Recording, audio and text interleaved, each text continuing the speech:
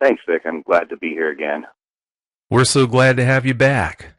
The first thing I wanted to ask you about, Christopher, is how did finding out about all of these cases impact your life? Well, that's an interesting question. The first thing that occurred to me was that I needed a bigger gun. I actually went looking for elephant rifles around the time I started worrying about this. Well, I don't say worrying about it. It's not like it's my main concern. Like, I don't want people to think I'm crazy, that I spend all my time worrying about werewolves, for lack of a better word, or dogman attacking. But one of the first things I did was I thought about it. Okay, I looked at the rifles that I had for hunting and self-defense, and I thought, these might not cut it. So I went out and bought a rifle in a caliber called 416 Rigby. That's normally used for hunting elephants, rhinos, Cape buffalo, things like that. Just on the theory that, if something did turn up, it wouldn't hurt to make sure I had enough guns. I sometimes joke about it with the people that I talk to at gun shops and such, like, yeah, that's my Sasquatch rifle, contrasting it with some people have AR-15s, but they call their zombie rifles. I just say, well, zombie rifles are passe. I got to have my gun for Sasquatch and werewolves. And they usually just laugh, but then some people nod, and you wonder, what did they see, or what have they been thinking? I used to live in what I'd call the ghetto when I was younger, in my 20s when I was going to law school. And it was an area where, you had guys down the street are cooking meth. You got the guys on the other side, crack house, but rent was pretty cheap. So that's where I lived, because I could walk to my classes. And when I lived there, it was just a element of wariness that you had to have, situational awareness. You'd look around you, and you know that something could happen. The same way you know that if you look out on a cloudy day and see the storm clouds coming, that it might rain. And since I've become more aware of the idea that there's unknown canine predators as well as other vicious animals out there in North America, I have young children, so even if we're just out in our own yard, I try to keep an eye on them. I don't want them to be the one that just wanders off or is last in line or goes behind the corner and vanishes. Because I've read about parents who would take their eyes off their kids for literally 10 minutes, and then their child's gone from their own yard and mutilated. So it's something I just pay more attention to my surroundings. I keep a very close eye on my children. I've developed a habit. I haven't had my ghetto days of always going armed. I will carry a pistol even if I'm just taking out the trash or if I go out after dark. And just during the day, a lot of times I don't like to go out unarmed anymore. I don't know how much good a handgun would really do against one of these things, but since people beat them off with sticks and rakes and other improvised weapons, I thought it'd be better than nothing. It makes me feel better anyway. Slim comfort is better than none. Oh, I'd say it is. A 416 Rigby. Wow, that's shoulder-fired artillery right there. Yeah, it's a classic elephant cartridge. I chose that one because it was always a favorite of those who hunt truly dangerous game. Traditionally, the chamber pressures are lower than a lot of the more modern 416 cartridges. So in a bolt-action rifle, you're a lot less likely to have it jam up on you if you really need it, which I thought, well, if I'm going to need this for something like that, I'm really going to need it. So that's why I had my elephant gun, as I like to call it. I figured it would also work on anything smaller than an elephant, and it's a nice conversation piece, if nothing else, albeit very strange conversations. That's almost like a whole other topic. I think I've figured out some things about why people are shooting these things and having it not too much damage, and I think it's the very nuts and bolts reason that you're dealing with thick hides and muscle mass, so you're dealing with lack of penetration. You can actually shoot a fairly conventional animal, the good old moose that people are quite familiar with in North America. If you shoot one at, say, I don't know, 200-300 yards with a 30-06, even if you loaded it with something other than rapidly expanding bullets, sometimes those bullets just plain don't penetrate the moose hide. So I don't see why these things wouldn't be any different. I have to believe that if they're eating people, that they're a nuts and bolts creature, and that would mean that they could be hurt or that they could be killed or that they could be dissuaded. So that's why I take some comfort in having even a pistol with me when I'm out and about. Yeah, if that 416 Rigby doesn't get the job done, then I don't know what would. Yeah, the only downside to a 416 Rigby is you can't exactly tote it around with you all day. It's They're like your special occasions gun that lives in the closet. Oh, I'd say. Well, Christopher, let's get into these cases. We have quite a few we still need to cover. The first case I want you to tell us about is the Amy Jo Rowe Bechtel case. Yes, that one was right here in Wyoming. I believe she was actually covered in one of David Paulides' Missing 411 books. And I think she's been the subject of several TV documentaries of those kind that run on the cable news channels along the nature of Disappeared. Amy was a fairly young woman. She was in excellent condition. She wanted to be an Olympic marathoner. She'd been married for about a year to her husband, and she went out one day to run errands and never came back. Her car was eventually found, and it was found along a trailhead. Near as anyone can tell, her gym was going to be having a marathon in this section. It was near the mountains. And it's actually right near the area where our very first case we talked about with the Wind River Indian Reservation. It's actually right in that same general area, except this was sometime before. This was in 1997. And so, as near as they could tell, they found Amy's car out at the trailhead. It looked like she'd been scouting the route. It was an area she'd been in before. She was in excellent physical condition.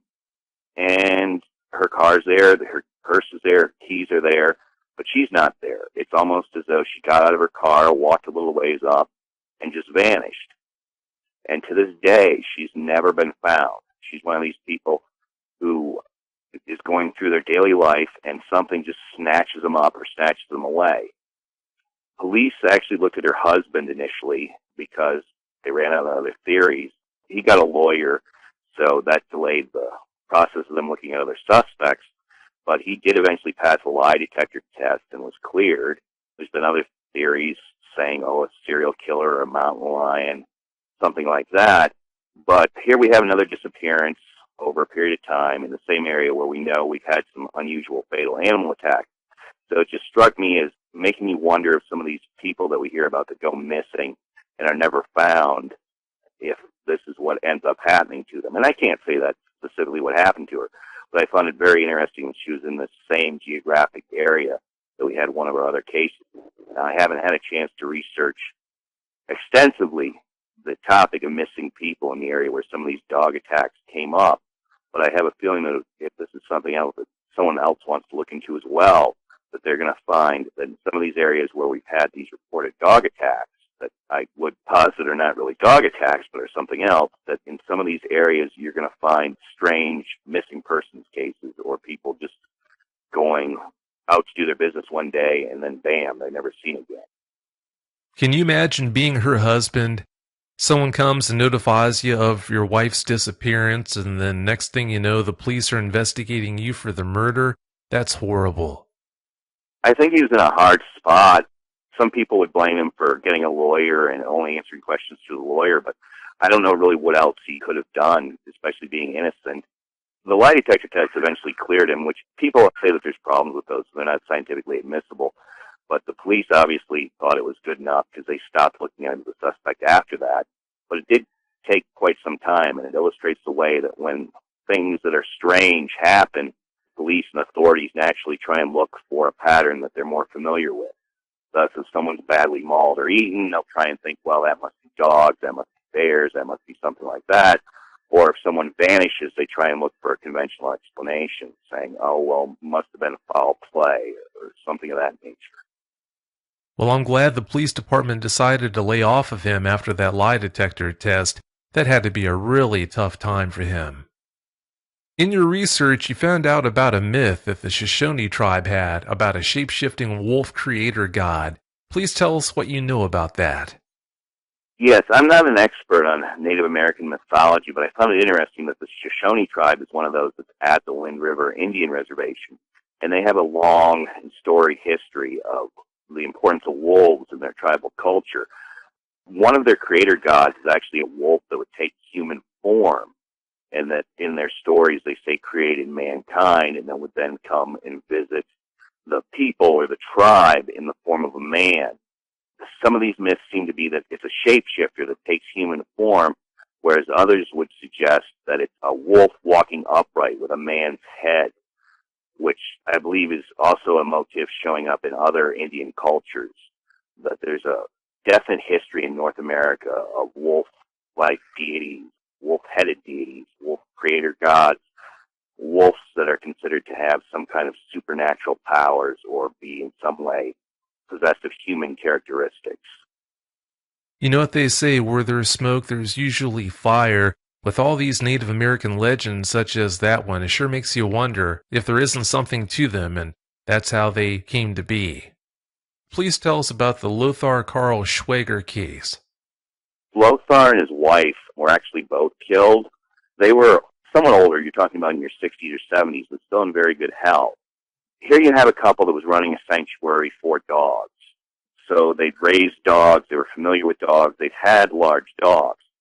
Now what's interesting is that their large dogs started to go missing. In fact, Lothar's wife was out one morning in her car searching for one of their pit bulls that had vanished, and she was driving along slow down a county road. Correction, she was walking down the county road looking for the dog, and something happened to her. She was attacked by what the police said were a dog or dogs, but she was very badly mutilated, very badly mauled. Lothar was out driving, apparently also trying to help in the search for these dogs that had been going missing.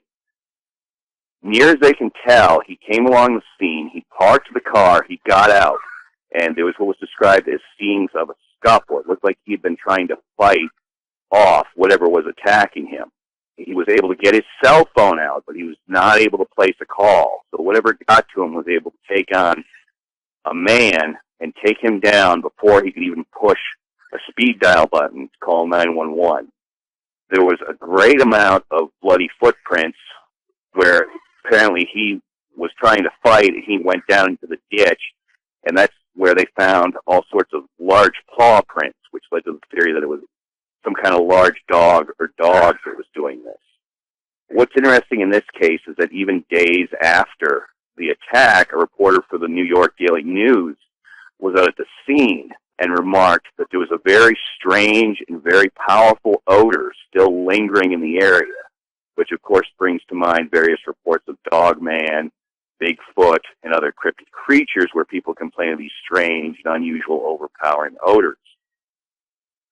And here we also have a case that's like some of the others I mentioned, where it seems as though animals were going missing or disappearing, particularly domestic dogs. You had people who were well experienced with dogs, who knew about dogs, who you would think wouldn't be prone to fall prey to a dog attack. And yet here they are, both being killed within a very short period of time. You have two adults killed, torn to ribbons, no witnesses, no one hears anything. We know the Georgia Bureau of Investigation was there. We know they were taking DNA samples. But all we have, released to the public, is, well, it must have been a pack of wild dogs. Never mind that no one had reported a pack of wild dogs in the area. Never mind that no one saw a pack of wild dogs after this. They needed an explanation, so they made something fit, is what it seemed to me happened in this case. In instances where you have the GBI on scene investigating a case, do you know of any times when the FBI has also showed up to help investigate? Or if the GBI is on scene, does that mean that the FBI won't intervene? It seems as though there's been a number of these cases in Georgia, and it was specifically mentioned that the Georgia Bureau of Investigation was always sending agents there. On a national level, you'll see the FBI agents involved in pretty much all the cases on Indian reservations. The FBI does have jurisdiction over major crimes on Indian reservations, so if it looks like a homicide or certain other crimes they have jurisdiction over, they will investigate. With an animal attack, while it's possible that the local field agent would go out there if it was just a pedestrian animal attack or someone fell off their roof changing shingles or something, just to basically check the box to see what happened with his unattended death, once it was ruled accidental, the investigation would stop. However, you'll find with some of these animal attack cases that you'll have the FBI involved throughout the investigation. There's reports that even after the coroners release the information, oh, this was an accidental death, it's an animal attack, that you still have FBI agents in the area questioning people, as well as reports of things like black government sedans and individuals who aren't necessarily identifying themselves as being with specific agencies, but saying, I'm Agent so-and-so, and did you see anything? Did you hear anything? What do you know? Just asking questions. That's why I refer to it only half-jokingly as the Men in Black show up with some of these cases. That it seems like there is, in some cases, a federal response that you have either agents of the Federal Bureau of Investigation or other unnamed agencies present, including cases where you wouldn't think they'd have jurisdiction. I've been able to find out that there's been reports of FBI agents on the scene of some of these animal attacks that did not happen on Indian reservations, where the Federal Bureau of Investigation would, in theory, not have any jurisdiction or not have anything to do with a case that was just a normal animal attack, if that's what it was. And I've heard from researchers in the Bigfoot community that they sometimes run across the same thing, that when something strange happens, that they soon find out that the FBI has been on the scene or other federal agents have been on the scene questioning people or securing an area or taking evidence, and yet it's never entirely clear what agencies are involved or what they're trying to do.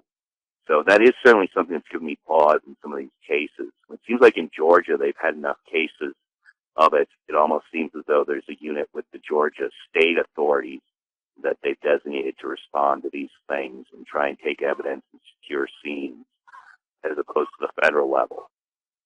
That's interesting. Let's talk about the Israel Pope Jr. case. This is another case with an elderly gentleman. This happened back in 2007. Israel Pope Jr. was actually 96 years old, so he lived a long life, but he was known to still get along on his own, still walk to the store, and to try and maintain independent living. Then one day he simply didn't show up. His relatives didn't find him at home. No one could find him. He seemed to have just walked out his front door and vanished. Approximately 3 days later, they found his remains in the nearby woods. The coroner actually said they may never know the cause of death because he was so badly mutilated that they couldn't establish what precisely killed him. They know that he'd been ripped apart, that he was basically, literally in this case, torn limb from limb and partially devoured. And near as anyone could tell, he was another one of those cases where he walked out his front door one day and something got him. There's no way to tell the time of death, whether it happened in the morning or at night. He was known to take morning walks. So I'm wondering if this is another one of those early morning attack cases. He vanishes, and then 3 days later, we find his remains in the woods. Local authorities eventually released, well, it must have been some kind of dog attack. Yet, no dogs were ever found, no dogs were ever presented, no one was charged in the matter for letting their dogs run around loose. Nothing like that happened. You just have an old gentleman going about his routine, and one day he's never seen again. And in this case, he's found, and when he is found, he's been eaten. They have to tell the public something, so they say it was a dog attack. For all I know, it was a dog attack, but I just find the circumstances mysterious as it's beginning to fit a pattern that I think is emerging with some of these cases we're discussing, wherein people, particularly those who would be elderly, children, those with cognitive impairments, or those that would, for some reason, show a weakness, are essentially being taken from the herd by an unknown canine predator. And this is another one of those cases where we know that DNA samples were being taken. There were suggestions and comment columns from local papers that it was canine DNA found, but nothing's done in the way of follow-up beyond a media release that, yes, this is terrible, someone was killed by dogs. There's no in-depth coverage beyond that. It's almost like the media wants to drop the case. Paulides is another one of these cases where you have a child that goes out to play in an area that's presumed to be safe, their own neighborhood, their own yard, a park, and suddenly they're gone. In this case, Paulides goes out to play. This is 2007.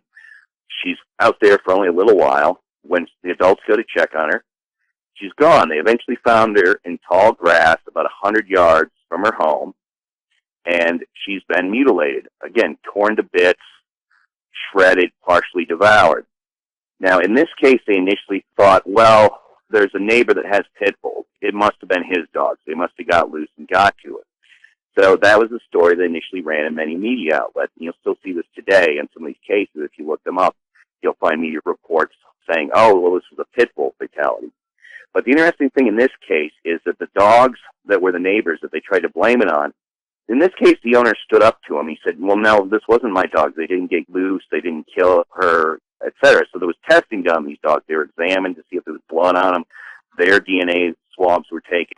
And sure enough, the dogs that initially in all the media coverage said, oh, it was these pit bulls, it wasn't them. They were cleared. And then no other dogs were ever suggested as being the culprits. So again, we have either the case of either something was watching to take a child when they were at their most vulnerable, or we have a random pack of dogs in an area that no one's ever seen, no one sees during the attack, no one hears, and no one ever sees again. This is another one of those cases where I can't say, was this dog man, was this actually just random dogs, but just fits the pattern of just a strangeness and really makes you want to keep a close eye on your children if you have young children when they're outside. To just take nothing for granted, because even if you want to say that there was no unknown predator responsible for some of these deaths, you still have something that's taking and killing children from their own yards in 21st century America. That's certainly worrisome. You can't argue with the fact that these deaths are happening. I mean, they're very brutal, very tragic. So it becomes a question of what's going on here. Can we prevent it? Is there anything we can do? And regardless of what anyone might think as to what might be the cause, I would just urge, just keep that extra eye on your children. Maintain that situational awareness. Anastasia Bingham's another case, a 6-year-old child. We initially blame pit bulls again. They say, oh, well, there were some pit bulls in the area. And the media coverage will say, oh, here's a pit bull-related death, because it fits a pattern in the media that people are familiar with, that they could identify with all the stories about how pit bulls are dangerous, and people will think it's a tragedy, but they'll be able to relate to it. They'll be able to classify it and file it in their head. And yet here again, we have the dogs that are initially said to be blamed, neighborhood pit bulls, eventually being cleared. And that part gets buried in the fine print weeks later in the paper, where there'll be a front-page story that says, little girl killed by pit bulls. Maybe 2-3 weeks, even months later, there'll be a fine print story like, oh, local pit bulls cleared in death of young girl. In this case, the pit bulls were cleared. It wasn't them. But you have a little girl. She goes out to play. She's 6 years old. No one sees the attack. No one hears anything. And by the time someone comes out and finds her a short period of time later, she's been killed, torn to bits, badly mutilated, and partially eaten. So it becomes a question, again, of what's doing this. It becomes where you just don't want to be complacent anymore with your children, where when you think all the predators and all the dangers are gone, here's something that's still out there. There's still something killing children in America today, especially young ones, vulnerable ones. And I've said it before, I think it's something picking off the weaker ones from the herd, that there's a predator at work here. Brayden Carson was 4 years old. He was out in his own yard, and something took him. His aunt was quoted as saying in the media that whatever happened had to have happened in a 10-minute window when his mother went to take a shower and wasn't watching. During this 10-minute window, he apparently went outside into his own yard and just vanished. He was found laying in tall grass only 90 feet from his front door, and he had been torn to ribbons, partially devoured. And again, no one saw anything. No one heard anything. His mother had called it in almost immediately as soon as she noticed him missing, and the searchers came to the area and began searching the area. And yet here he is found within sight of his own house. You're talking 30 yards. He should have been able to see his house. If something grabbed him from his own front door, I don't know if he was lured outside, if something attracted him outside, or why he decided to go outside. Maybe he was innocent. Maybe he was going out to get his toy. I don't know. But something got to him in 10 minutes. It was only 10 minutes, they said, that he wasn't being supervised, that he wasn't being watched. He goes outside. Something gets him from his own yard. So my question is, what was there? What was there hiding in tall grass near this boy's house? Was there something watching the house? Was something planning this out? It seems almost like there was a certain intelligence, almost as though something knew that there was a small prey animal in that house and knew exactly where to hide, where to attack from, and where to take its kill.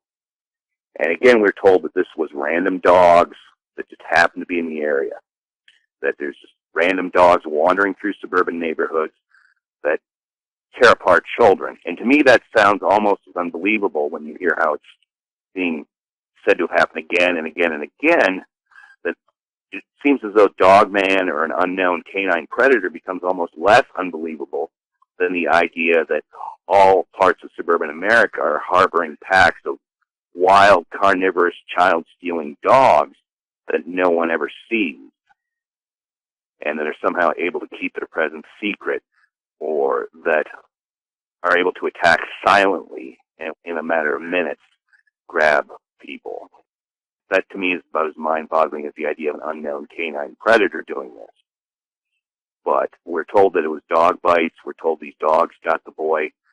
But it bothers me. This one really bothers me because it was such a short period of time, and his mother was, by all accounts, a very good mother, tried to keep an eye on the boy, tried to keep him safe, and she took her eye off him for just a few minutes to do something that she'd probably done hundreds of times before, except this time something got him. And it really makes me wonder, are we safe in our own houses? You hear these stories of Dogman trying to tap at windows or peering into windows or trying doorknobs. I'm starting to think this might be why they sometimes do that, is that they're looking for a good victim. And I'm thinking that sometimes they're finding these victims, that they're able to, if they're able to find a target of opportunity, that some of them will take it. And that is what I think may have happened in this case. When you have to worry about being safe in your own home from one of these things, that does take it to a whole new level. Please tell us about the Mary Jo Hunt case. Mary Jo Hunt's another one of these interesting cases where we have someone who is engaged in the habit of rescuing and fostering dogs who ends up torn apart in a dog attack. Now, in Mary Jo Hunt's case, we have confusing stories playing on the local media. It's known that she actually had 10 to 15 dogs in her home, and that she did have several pit bulls, and in the end, the pit bulls were what was blamed. But what we know happened raises several questions. Mary was apparently out in the yard. She was working with her dogs, as she did many other times, feeding them and doing some yard work. She had a rake handy, we know that, so presumably she was actually cleaning up some of the dog poop. At this point, we know that it appears that she had a pug that was attacked. Now, the official story is that the pit bulls that she'd had, some of whom she'd had for years, suddenly turned on her for no reason.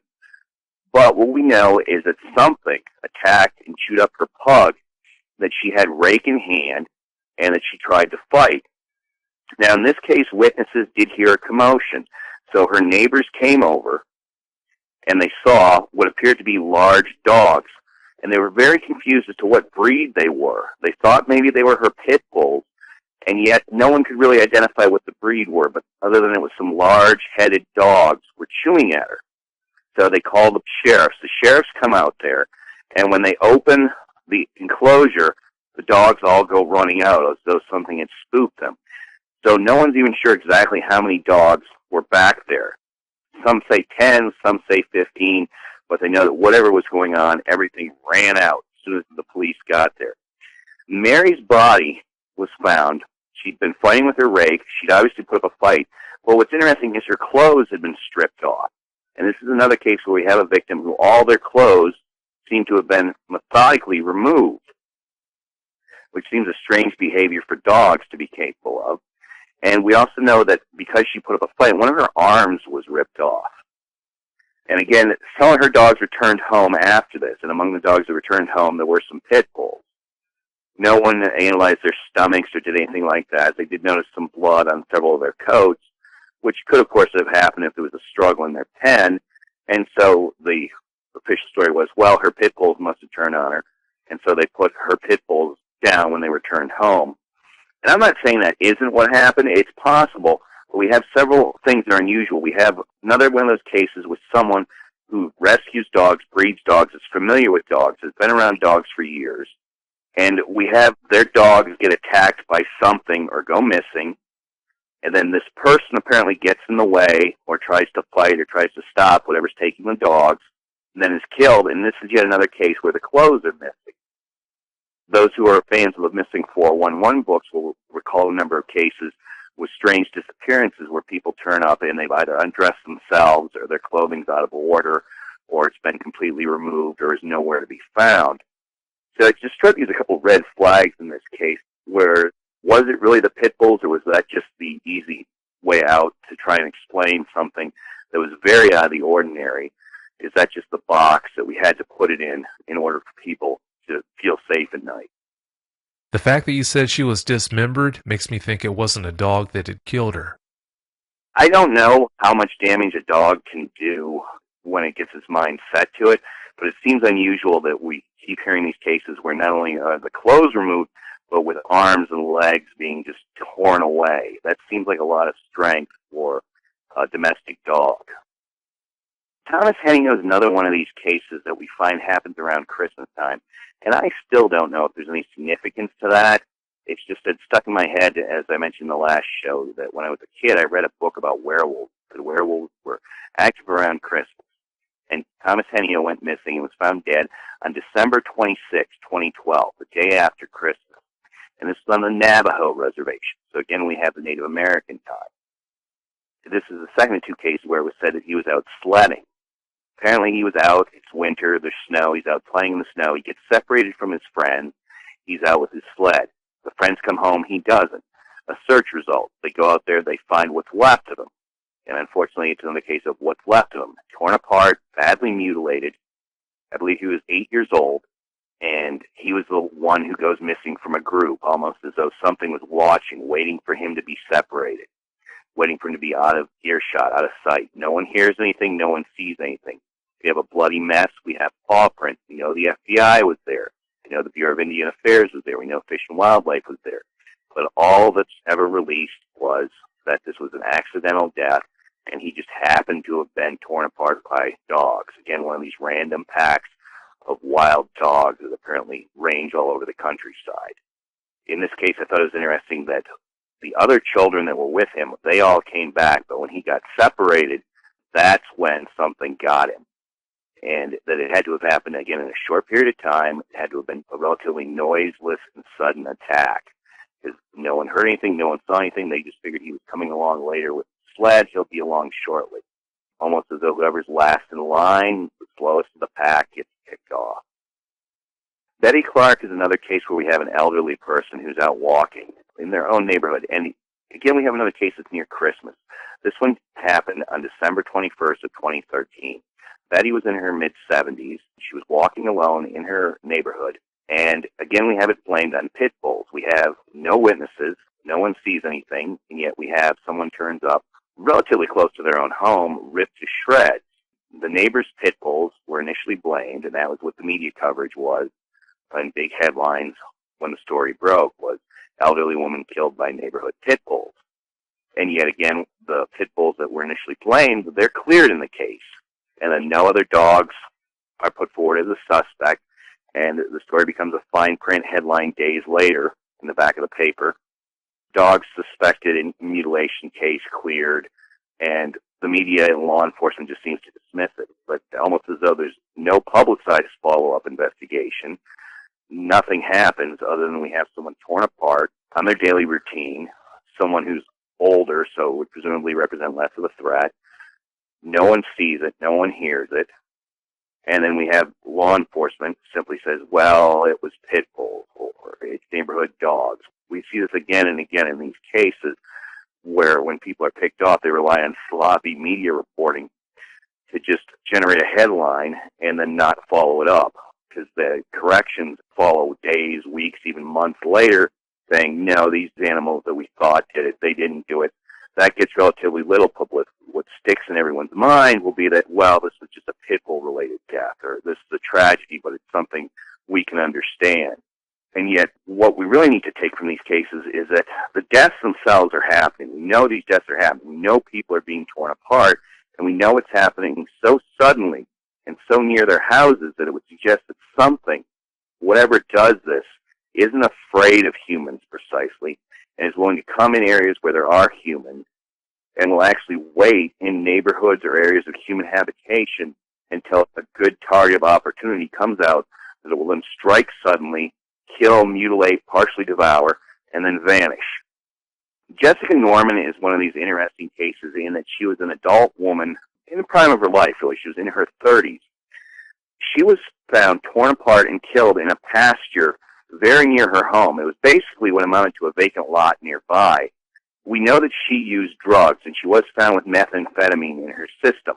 So I believe that this is a case of impairment. Jessica went out to this area to use drugs, and this altered her perceptions, obviously. Now, we know she'd used here before, so if something was scoping out the area, maybe it knew this was her favorite spot, or maybe it knew prey would come along. There's some indication that other people would use this vacant lot to use drugs. There's a lot that's gone to pasture, so you have tall grass, you have a certain amount of concealment. Jessica goes missing. Once the search begins, it's relatively easy to find her because they go check out thinking, well, maybe she's just using drugs, maybe she's passed out. So they find her remains in the field where she liked to use that. But the meth isn't what killed her. What killed her was apparently being torn apart. And she's found, again, stripped naked, limb from limb. At first they weren't sure, well, was this a crime? What could have happened here? I believe one of the local law enforcement officers was quoted as saying they thought it looked almost like a bear attack. It's eventually blamed on wild dogs. The wild dogs that no one hears anything, no one sees anything, and that aren't ever really spotted before or after. Yet here again, these mysterious wild dogs have torn someone apart. And I believe Jessica Norman was a victim because I don't think that whatever's doing this, these unknown canine predators, I don't think it will normally select otherwise healthy adult humans, either male or female. I think it will only do that under certain circumstances, like if they sense an impairment or if they really know to the extent, and I'm speculating as to what their mindset would be, but almost as though they have to be extra sure they can get away with it, that they won't take as many chances as they will when they grab a child. Is that the only case in Florida like that you've turned up in your research? In Florida, it's hard to say. I'm still separating the cases because you have a lot of what's called pit bull-related fatalities in Florida because it's a popular breed there. As we've looked at with these other cases, a lot of times the initial media coverage says pit bull case, turns out to have not been a pit bull or to not have had definitive evidence of a pit bull. So I would say if there's some cases I want to look at more in Florida that were media reported pit bull incidents that I have questions about, but that I can't definitively say that they fit the pattern or not at this point. It's something I want to look more into. Something else that I want to look at with the Florida cases, I actually used to live in South Carolina, so the same thing was taking place in South Carolina, is that you had cases where alligators were blamed in some of these cases for human mutilations or deaths, and yet you had this pattern of no witnesses or missing clothing or people going missing. And it seemed almost as though a case to blame whatever animal might be nearby to serve as the usual suspect. So I also wanted to look at in Florida whether or not certain cases said to be of alligators, whether or not there might be more to that, or whether the mutilations showed patterns that just didn't seem consistent with alligators. Because we know alligators will take people, and usually if they're doing it, they're going to drag them somewhere and want to eat on them. But if you have people that have just been torn limb from limb and we're told it's an alligator, there was cases of that I also wanted to look at. So I would put a big question mark on Florida, that if there are areas where these things seem to be particularly active, I think it may be some of these southern states, and that we just don't know the full story yet. So in areas like Mississippi, South Carolina, this deep south area, and we talked about a lot of cases in Georgia, I think all the way down there into Florida, there may be clusters of these going on, and we just don't know the full extent of it. I can understand why the authorities would have a knee-jerk reaction and suspect an alligator was responsible for the killings in areas where alligators live, but when you look at how the people's bodies have been maimed, alligators kill and maim in a totally different way than a canid would. After any period of time, I can't understand why a coroner wouldn't instantly recognize that gators weren't responsible for these deaths. Having said that, please tell us about the Summer Sears case. Summer Sears is yet again one of these cases where you have, in this case, a 4-year-old girl. She was staying with her grandfather. She was playing in her grandfather's backyard. Now, the official story that came out was that one or more loose dogs brutally attacked her. That sounds a little vague, doesn't it? There's a reason for that. It's because, again, no one saw anything. No one heard anything. Her grandfather was actually in the trailer.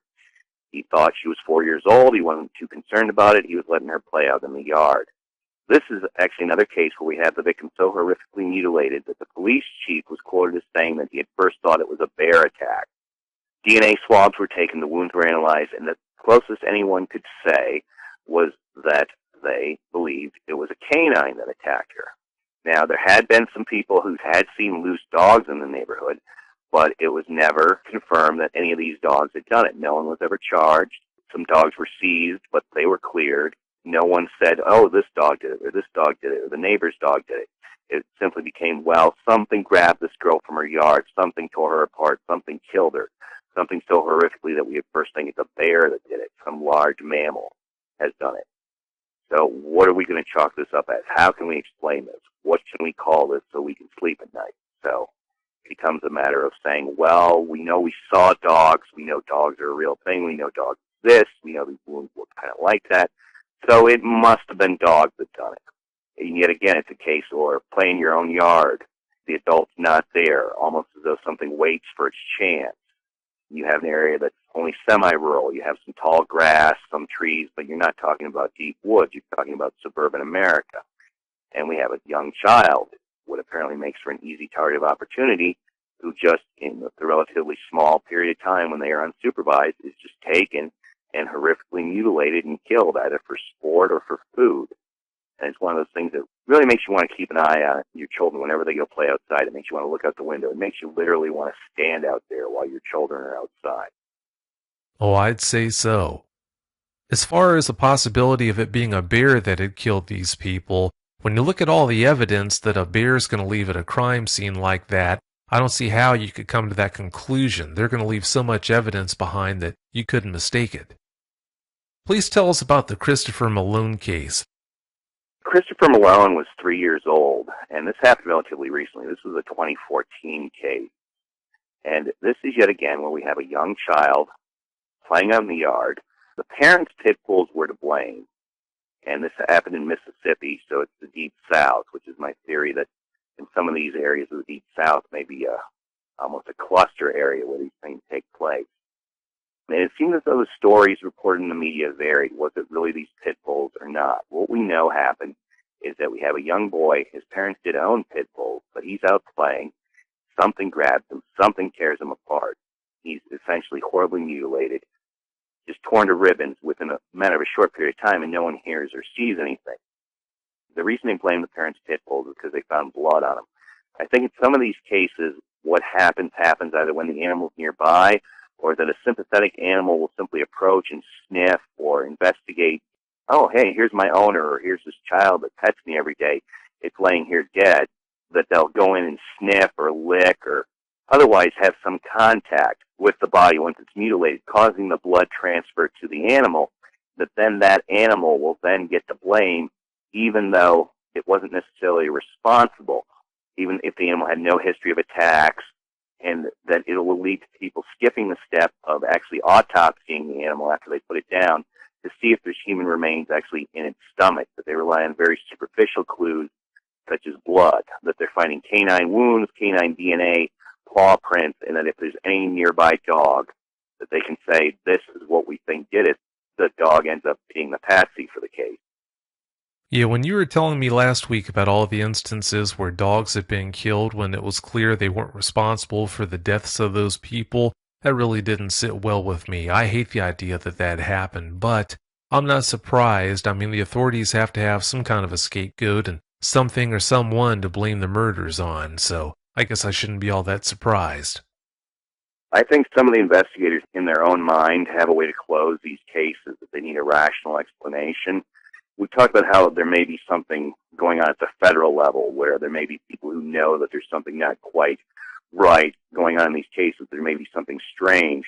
But on a local and state level, I think that some of these investigators or conscientious police officers are doing their job, but that they need a way to sleep at night too. They need an explanation that they can wrap their mind around. And not being familiar with this pattern, not having any idea how often this kind of thing is happening, you feel bad for the dogs who were put down, but you almost sympathize with why this is happening. It becomes understandable because no one's been exposed to the pattern. No one has an idea just how much this takes place. Oh, I agree. I definitely understand it, but that doesn't mean I have to respect it. I just hate the idea that it's been happening. There was an incident near Mexico City where 5 people were killed. Please tell us about that incident. The cases in Mexico are interesting because they suggest that this is not just a North American phenomenon. I've heard instances of your radio program with reports of these things all over the world, and here we have them down in Mexico. Obviously, people think of Mexico, they think, well, there's crime down there, these kind of things must happen. Except here we have a park that's outside of Mexico City. It's abutting a rural area, but it's a place where couples go, kids go to make out, etc. And you have over a period of months, 5 people showing up either singly or in groups of 2, badly mutilated and torn to bits. Now, in Mexico, there's less trust of law enforcement than there is here in the United States. There's the old saying that in Mexico, the police have the choice between either silver or lead. Either they take the bribe or they get shot. So people tend to question whatever the police tell them. Now, in this case, almost from the beginning, people were questioning, well, is there something strange going on here? Are these murders? Why are these people turning up badly mutilated? Why is this continuing over a period of months? If it's a pack of dogs, as is the official story, well, then why hasn't someone found these dogs? Why haven't they been trapped? Why are these attacks happening? Almost why aren't these attacks happening more often? Because if the park's played with packs of wild dogs, there's people out here all the time, yet something's apparently just grabbing people. In one case, it was a mother and her young child. In another case, it was a boyfriend and girlfriend. In the other cases, it was teenage girls. In one of these attacks, where the teenage girl and her boyfriend were found ripped apart, she actually was able to get off a cell phone call to her sister and said something. The reception was apparently bad, said that they were being attacked by large dogs. Now, I don't speak Spanish, so I've not been able to read it into all the media reports, but some suggest that that's not the exact translation. What she actually said was something like strange, large dogs, that there was something unusual about it, saying, please come quick, help, and then bam, the phone died, almost as though whatever was attacking her knew to knock the phone out of commission right away. And you saw that in the case with Lothar Schwederer, who'd been killed, that he'd gotten his phone out even as he was putting up a fight, but that he's disabled or incapacitated almost as soon as that phone comes into play, almost as though whatever is doing these attacks knows to stop the ability of a human to contact other humans to try to call for help, that they know this is a means that humans use for communication. And I just found it strange that she was only able to get out essentially seconds of a panicked message. And when her sister died, she first thought that it was some kind of joke. I mean, her sister's just at the park with her boyfriend. You're not expecting that. So, but she tries to call back and immediately no answer. And then her sister's found there with her boyfriend. They're both mutilated. So you have 2 teenagers, the classic horror movie setup. They go off into the lover's lane type area to make out or spend time alone together, and then something gets them. And in Mexico, at least, we had the issue come up immediately in the local papers where people were questioning it. A lot of people thought, well, is this the cartels that's doing it? Is this a cover-up for something else? But the official story was dogs, and here we have a report of someone saying something about large, strange dogs while it happens. Yet, in general, no witnesses, and the people are being picked off when they're either alone, at the edge of the park, or somehow separated. And in Mexico, this is taking place right at the outskirts of Mexico City, one of the largest cities, certainly in North America. I think there's a population of, 25 million people? So it just goes to suggest that even the very outskirts of our urban areas aren't as safe as we'd like to think. For whatever it was to be able to take out 5 people like that, by itself, that says everything about its ability. Almost as though it's a serial killer, because you'll have 2 people dead 1 month, 3 people the next, and here's another one. And there was some indication that it being Mexico, that the authorities stopped publicizing how many cases were actually taking place, owing to their failure to prevent it, and that other deaths and disappearances were, of course, possibly occurring in the area. Mexico City has its crime problems, so it's almost as though what got lost in the shuffle. If we know about these, what ones don't we know about? It sure does make you wonder. Let's talk about the Edward Cahill case. The Edward Cahill case is interesting to me in that it harkens back to that case we talked about in New Jersey with the woman who'd bred dogs, and then her house was found shredded, almost as though what the police described as a monster had gotten inside. And I'm wondering if this isn't the beginning of a pattern of cases that I'm just noticing them. Edward Cahill, he was an adult male. He owned 2 pit bulls. He lived with his girlfriend and her son. Girlfriend and her son leave to go do errands, leaving him at home with his dog that he's had for years. When she comes home, she finds him in the living room. The living room's been shredded, torn about. It looks like there's been a war in there. He's dead. He's torn to bits. One of his 2 pit bulls is found later cowering in the back bedroom, hiding. The other pit bull, the one that eventually gets the blame for it, is laying calmly next to him. And it's got some blood on its muzzle, and it's got blood splatters on its coat. So to the investigators, this is an open and shut case. They say, oh, well, his dog must have turned on him. It must have got angry at him. And these things just happen. Does it just happen? Because here's his dog. He's had it for years. It never decided to eat him before. It never really hurt him before. It's his dog. He's friendly with it. Nothing was unusual about this day except the fact that he was suddenly alone. And he had these large dogs in his house. Now, we know that whatever does some of these attacks seems to prey on large domestic dogs. So this case stuck in my mind, and this is one of the things that I want to look more at as to whether or not this is another pattern of people who we are told are killed by their own pet dogs, yet it's happening when they're alone, when the place will be just torn apart, and if it's just suggested that it was the dog because it's a usual suspect sort of deal. Now, no one ever analyzed the dog's stomach to see if parts of the guy were in it, see if it actually had blood in its mouth. All we know is that it had blood in its muzzle, which could have very easily happened if after its owner's killed, if it licks it, and that it had blood on its coat, but it was laying there near his body almost as if it was trying to protect him, even though he'd been so badly mutilated. So it seemed to me just a strange case, that it's something that just kind of raised some alarm bells in my mind as to whether this is yet another pattern that no one's noticed because no one's really looked at it or tried to think outside the box. It's a case where we know these deaths are happening, so we have to ask ourselves, well, are there really this many cases where people's dogs that they've had for years just suddenly turn on them for no apparent reason, or are people occasionally being killed in their own home with the house being ransacked, violently destroyed, and the dog, if it happens to be there, is just taking the blame because no one knows what else to say? Do we want to say an unknown predator finds its way into people's houses, rips them to shreds? Do we want people thinking about that? Or do we want everyone to sleep better at night? So we just say, oh, well, dogs sometimes must turn on people. But I don't know. It's just something that raised questions in my head as to what really may have happened here, especially because it happened during a very brief window of about 2 hours when his girlfriend and her son were gone and he was alone in the house. So it just seemed that there were some coincidences involved. And the other thing that stuck out in this case was that it happened on Christmas Day. That's, again, a bit of folklore that stuck in my head, that quote-unquote werewolves, which would be how people would describe these canine predators in the past, were active around Christmas time. So that this happened on Christmas Day, happened when he was alone for just a few hours. The dogs had not been a problem with him before. It just raised some alarm bells in my head. Is this another pattern that's going unrecognized of attacks?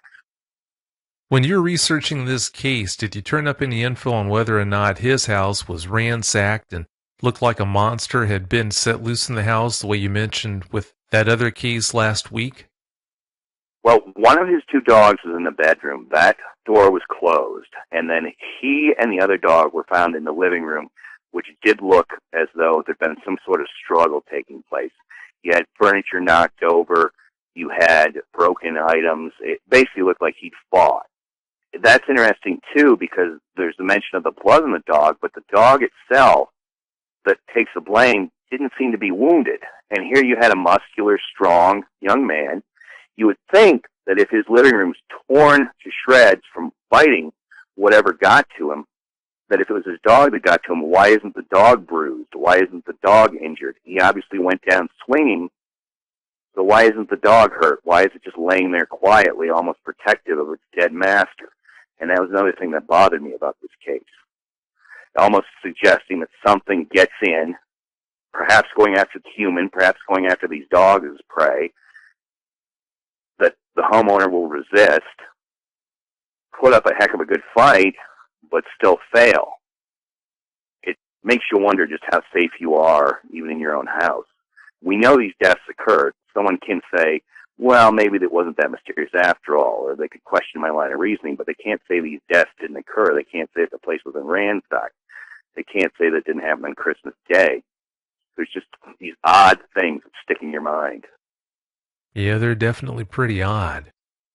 For all of you listening, in the pre-interview, Christopher was telling me that not only has he put a lot of research into cases like the ones that you heard on tonight's show and on last week's show, he's also put a lot of research into cases that involved hunters being killed by an unknown canine predator. He also told me in that same conversation he'd be happy to come back and do a show on that once he had a chance to get his notes together on that subject. Christopher, I can't tell you how much I'm looking forward to having you back to do that show.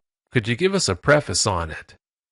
Yes, some of this comes up again in the Missing 411 books, but I think David Paulides wasn't looking at the pattern that we're going to find here. There seems to be cases, particularly of bow hunters, hunters who don't have firearms. Either they are found mutilated in the woods after hunting, or they are found dead under mysterious circumstances without a cause of death being released, or they simply go out hunting one day and are never seen again. And I think there's an entire subcase of hunters, mostly bow hunters, a few firearms hunters, who, if we look at it, are being found mutilated, dead, or just going missing, that we will find match somewhat our pattern that we've talked about here, with either clothes missing, or it's being said to be dogs, or in some cases it's just covered up completely. I see. Well, I can't tell you how much I'm looking forward to doing that show with you. I'm happy to get the information out there. Well, you know it's appreciated. Like I said before, once you have your notes together on that and you're ready to go, please do let me know.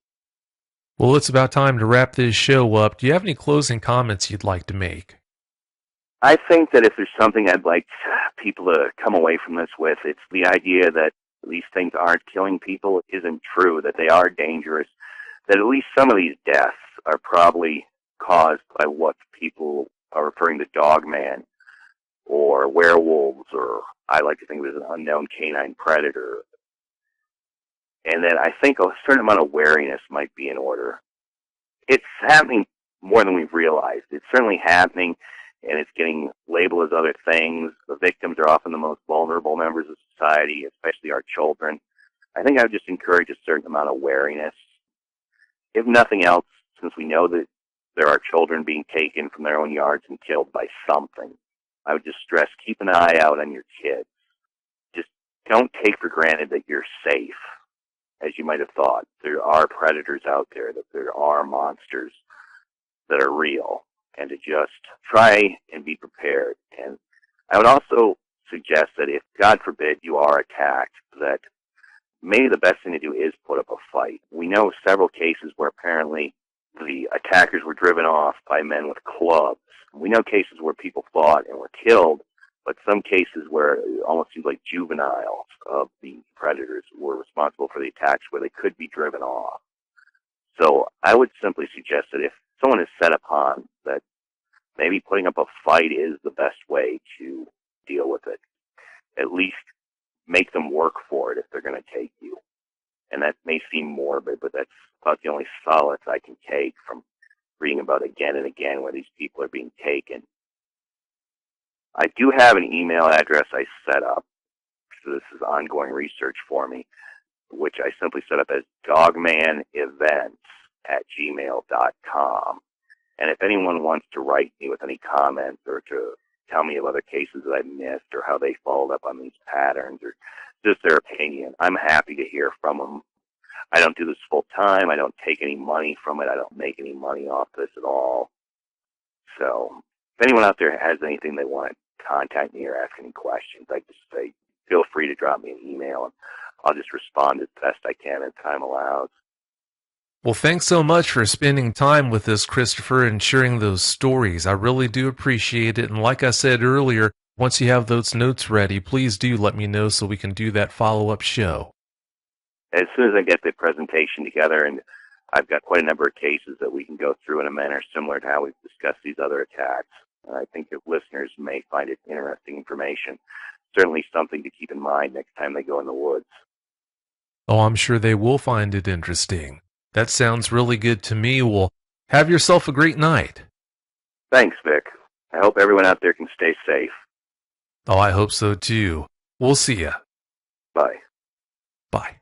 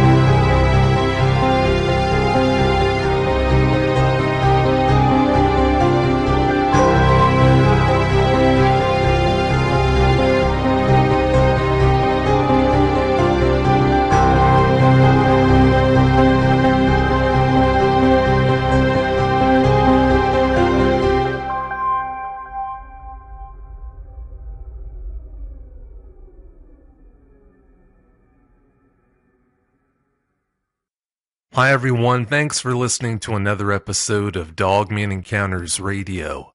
I'm Vic Cundiff and I'll be your host for the show. Before we get started, if you've had a Dogman encounter of your own and would like to speak with me, whether in private or on the show, please go to dogmanencounters.com and submit a report. I'd love to hear from you. Tonight's guest is Damien. Damien, welcome to the show. Thanks for having me, Vic. Thanks for being here. It's an honor. It's a great show. I enjoy it on a weekly basis, so it's great to be here. Well, thanks for being here. I'm looking forward to doing this interview with you. Please give us a brief bio on yourself. Well, I grew up on the East Coast, not too far from the city of Manhattan, or I guess the island of Manhattan, and mostly New Jersey, in New York and New Jersey. Spent a lot of time in upstate New York and western New Jersey. My dad and my grandfather were both fishermen, so we hit many of the lakes from, the Catskills all the way up to northern Hudson area and down to southern New Jersey. Had a great upbringing, loved the city life as well as the outdoors. I'm a big baseball fan, always enjoyed that, and I spent a lot of my youth trying to figure out how I could become Han Solo. I would say Star Wars was probably my favorite thing out of my youth. But there was another movie that sort of changed my life a bit. That was The Omen, which came out in, I believe it was 76 or 77, just a few years after I was born. And it affected me a lot. So a lot of the things that I've learned about paranormal and that, it actually originated from my naming. I can only imagine, since that movie did come out just a few years after you were born, what kind of effect that would have had on you. Kids being as cruel as they are, that had to be awfully hard. I got picked on quite a bit. A lot of your dad is Satan, and which I found it funny as I got older. When I was about 4, 5, and 6, I think it was really hard. As I started to become a little bit more self-aware, not that 7 and 8 is an age to be very self-aware, but as I got a little older, I remember an instance where the schoolmate just wouldn't let it go. He kept telling me that Satan was my father. And finally, one day I just turned to him and I said, you know what, you're right. And he's going to come for you tonight.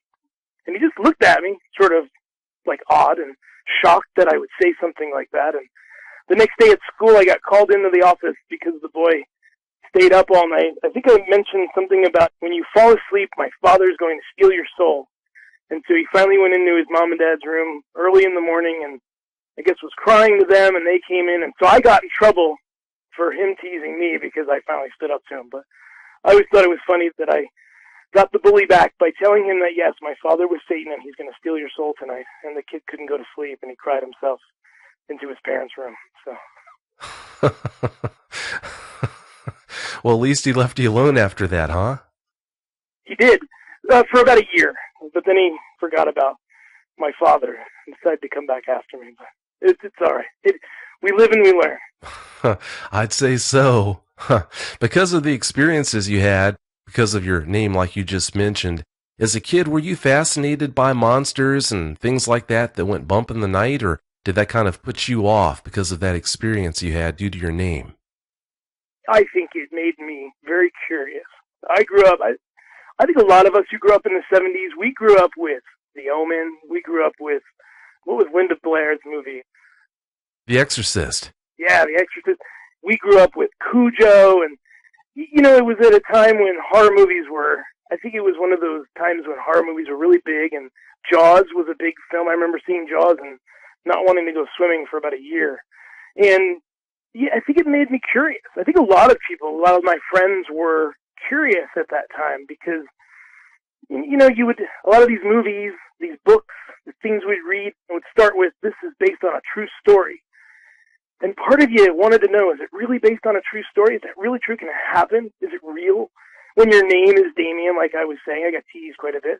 But I was very curious. I was curious to know, is there any truth to it? Is there a son of Satan? You know, what does that entail? I read the Bible. I read excerpts about the Bible, about Satanism, about, you know, Satan's Bible and all these different things. And it didn't necessarily guide me religiously, but, you know, I was very curious. I did a lot of research as a young man, and as I got into my teens, I was really into it for a while.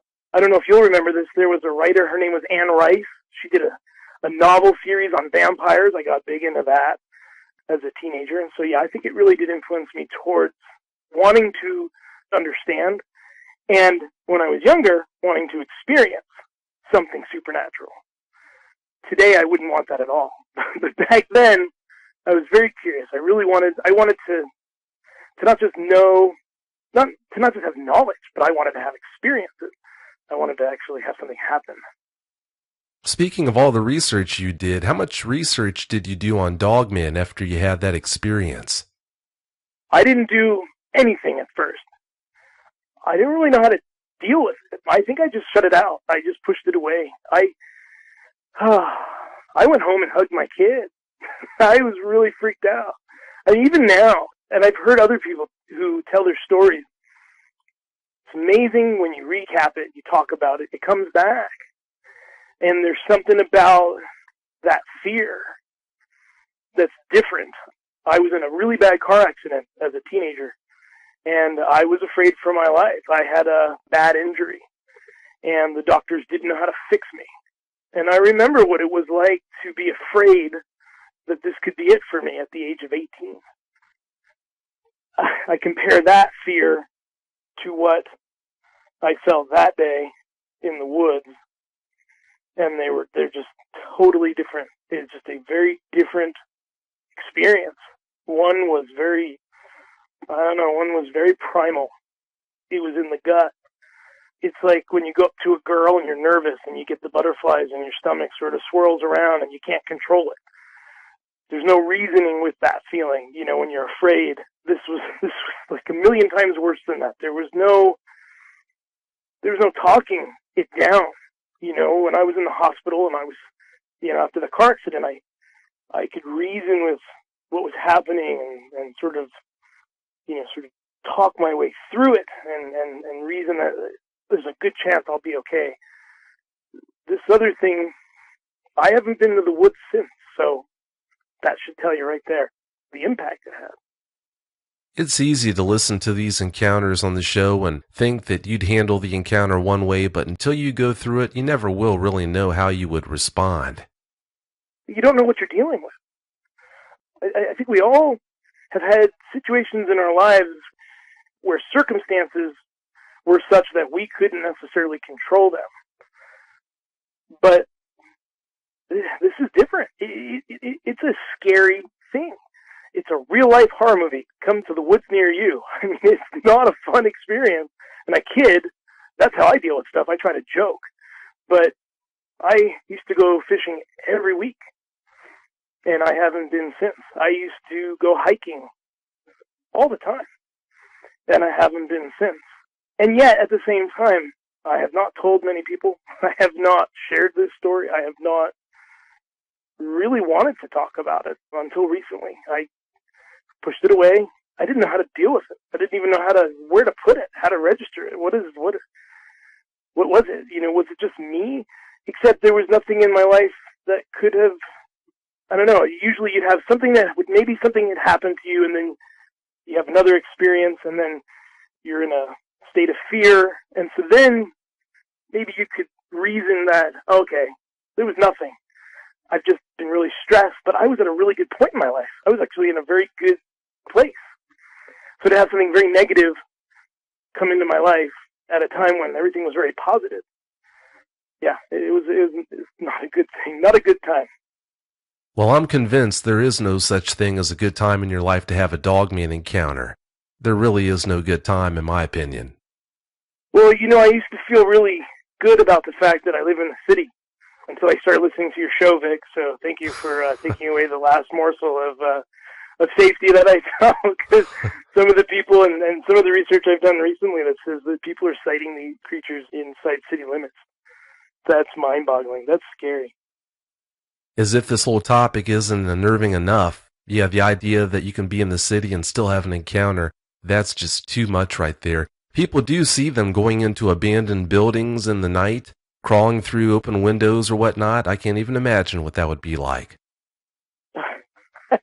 When you hear about the stories where people have been approached by dogmen or been harassed, is probably a better term, around their homes or even in their homes, to me that's the most frightening thing a person can experience, is an encounter, a negative encounter in your home, because that's where we go to be safe. That's where we go to relieve our stress and to be with our family and to decompress and feel better about things. So, you hear stories about people being robbed at gunpoint, or I've heard stories of women raped in the home and how difficult it is to get over that. Now, imagine if it's something that you don't recognize as being of this world. How do you process that? What do you do with that? I don't know how you would process that. You've talked to more people than I have, so maybe somebody you've spoken to has had an experience similar to that and was able to tell you how they were able to deal with it. Well, one of the problems with this whole thing is whenever we've watched movies that had werewolves in them, that preconditions us to fear something that looks that way. So that just makes having an encounter with one of these things that much worse than it would have been already. So that just makes it even harder to get over. Let's get into this experience you had. In 2009, you had an experience in the Ashley National Forest. Please tell us about that. Is it okay if I first tell you a story that happened earlier in my life? Please do. Okay, all right. I'll sort of tie these together and why I'm telling you. So, as a young man, I went to a private school, and one of the privileges of being in that private school was every year we went on a class trip, and that class trip lasted a week. And in one year, we actually went to a farm in upstate New York. Each day, we got up at the crack of, I think it was 4 a.m., crack of dawn. I don't even think it was dawn. I think it was a good 2 hours before dawn. And I don't remember ever smelling anything that bad before in my life, but working on that farm.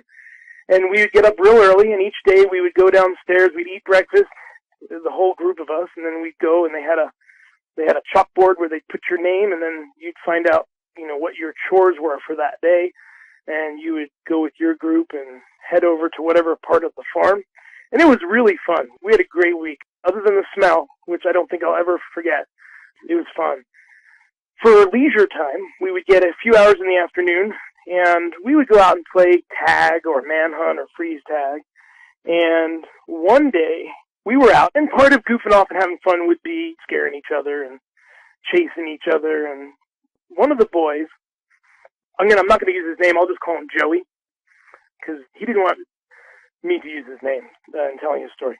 So anyway, Joey had gotten sort of ahead of us, and we were just hiking sort of in a circle, and we're going to find our way back. I believe the area where the horses were was where we were going to come back out. And he came running, and we heard him, didn't see him. He was screaming, so we ran to find out what was going on, and at first we just figured someone was probably chasing him and trying to tag him, but I don't know, there's a difference between the scream of fun play and the scream of someone who's afraid. And it sounded more towards, wow, he's really spooked. So we ran after him to try to find out what was going on, and I think a couple of the girls ran towards the farm to find a teacher. We found him. He had actually ran into a tree at full speed. He was so freaked out by something he saw, which he said was a wolf. And, of course, we teased this poor kid. I don't think we ever stopped. I think we relentlessly teased him for years. And he was scared of something so bad he ran himself into a tree, had a huge lump on his head. He had knocked himself silly. We actually found him wrapped around the tree, sitting on the ground with his legs wrapped around the tree and his arms. He was hugging the tree. I would say this tree was probably a good 8 to 10 inches thick. So it wasn't the biggest tree in the world, but it wasn't the smallest tree either. And we tried to find out what happened. There was a wolf. He was after me. We were kind of laughing at him because, well, there aren't any wolves. We figured probably one of the dogs from the farm was out there running around doing its thing. And we figured, you just got scared. And he's like, no, it was a wolf. We all just dismissed it as Joey being Joey, and that was that. Years later, when I had my experience, I would come to think about Joey's tale and what he went through that day and how he was really spooked. In fact, when I tried to reach out to him before coming on the show to find out what it was that he saw that day, he did not want to talk to me about it. And I don't know if that's because he's still spooked or he just doesn't want to talk about it and doesn't feel that it's worth discussing. But I found it interesting that even now, this many years later, he didn't want to talk about it.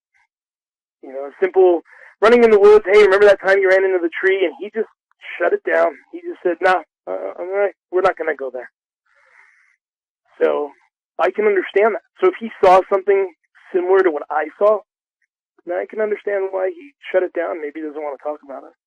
And then, Vic, I don't know where you grew up. I grew up in an area that was primarily a Catholic area, and it was an upper middle class sort of place. So, telling ghost stories was something you did as a kid and as a teenager, but it wasn't something you did in society.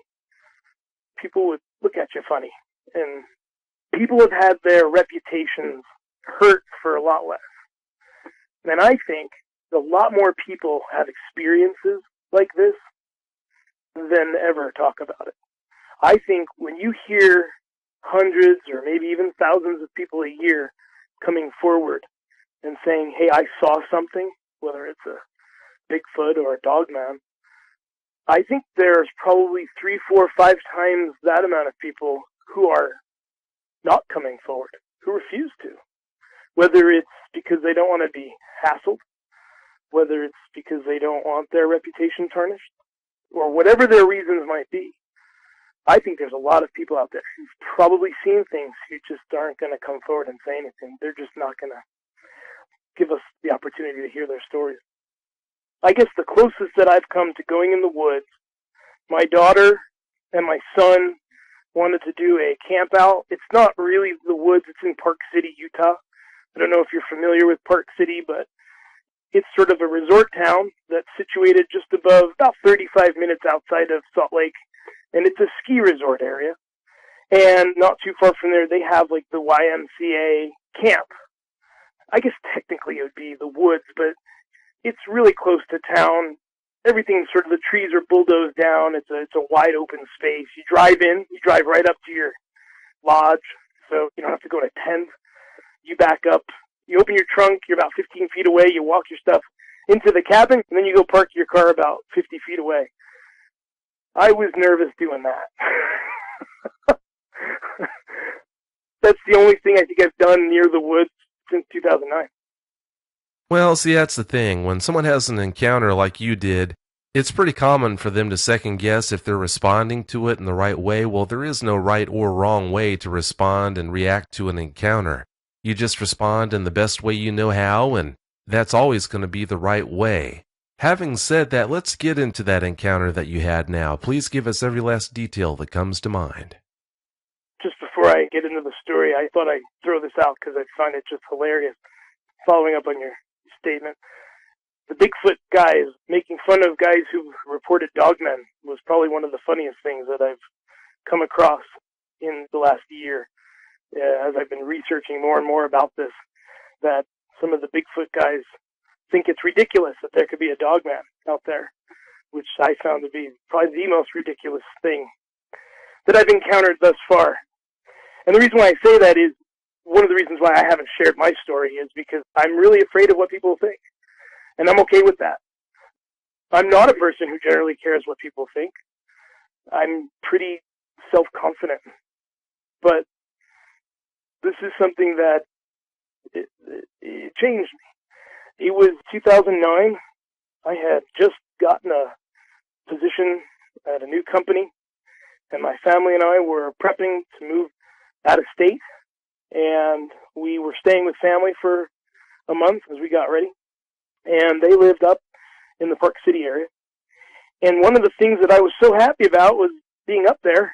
I was going to have some time to go fishing because I didn't have any work, and my wife and my daughter were out a lot of the time playing with the neighbor girl and her friend, so they were always off doing whatever, and gave me a lot of time to go out and check out a lot of the lakes that I hadn't had a chance to fish at.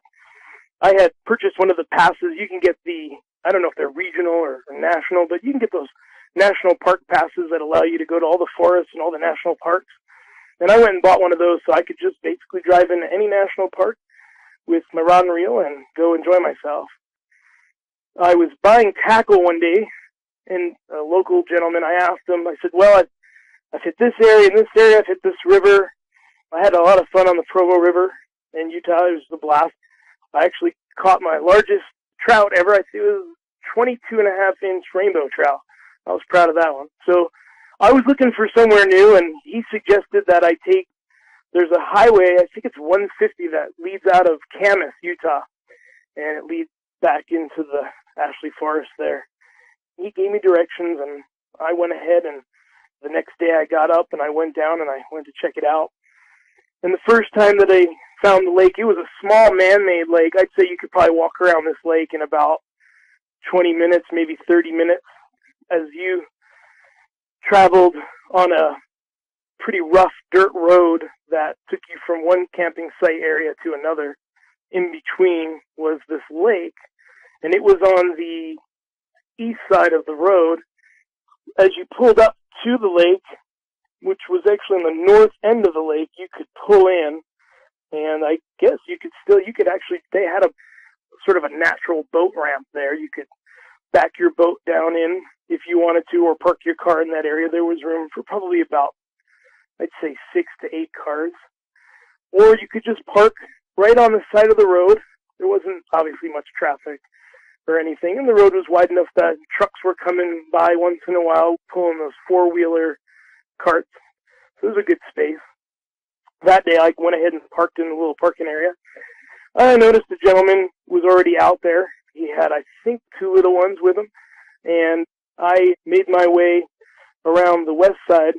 So if you could imagine this lake north to south, it ran long north to south, and east to west it was thin, and north to south it was long. So it was, in a sense, a big oval. I made my way down past the gentleman. We spoke for a few minutes. I asked him how he was doing. He showed me his catch. He had caught several fish, and I'm assuming they stocked this lake because obviously it wasn't very big, and there's no natural spring, no natural river, and he was using a little spinner bait.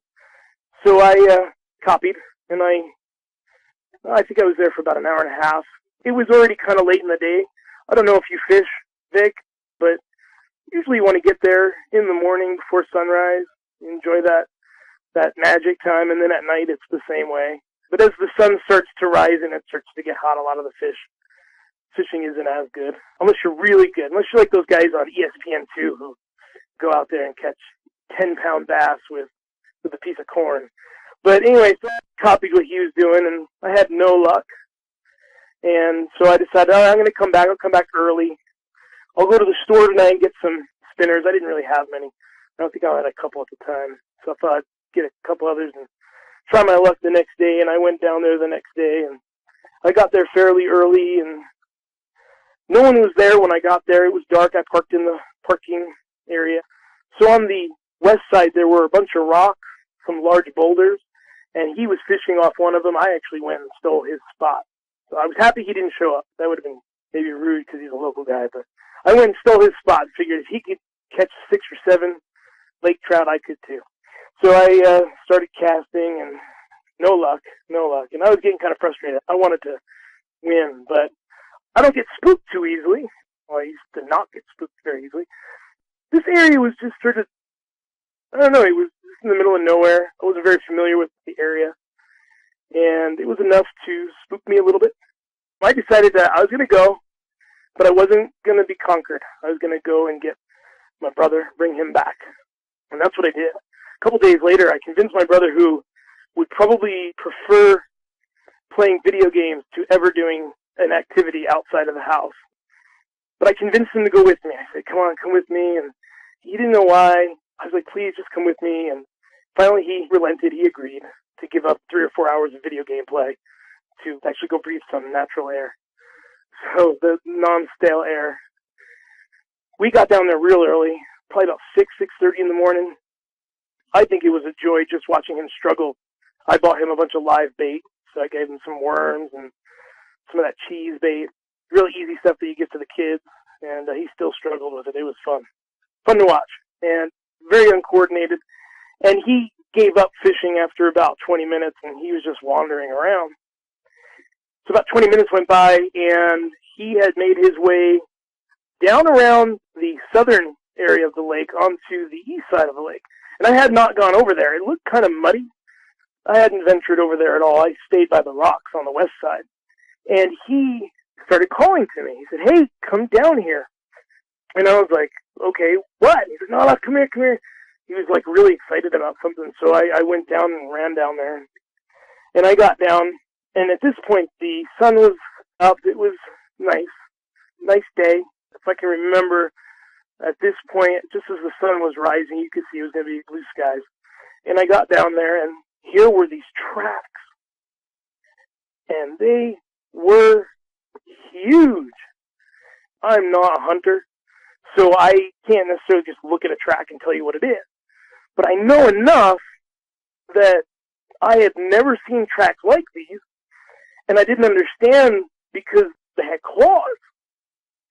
And I'm looking at them, and I'm going, well, that is a huge mountain lion, because that's the first thing that came to my head was it's got to be a mountain lion. And these tracks were so big that I could stick my foot in the track, and there was space. I am 5'6". I wear about a 9 shoe, but still, I don't know too many mountain lions that wear a size 9 shoe. So I was like, wow, these are huge. So meanwhile, we noticed that next to them were the tracks of a deer. And I say deer because I've seen the difference between deer and elk. When you're out here, elk are pretty big, and this didn't look too big. So it was either, I guess, a young elk, a female elk, or a deer. We started following them, and then something happened that I had never experienced before, ever. It got quiet.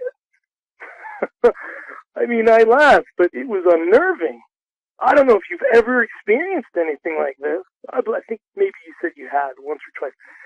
It got weird quiet.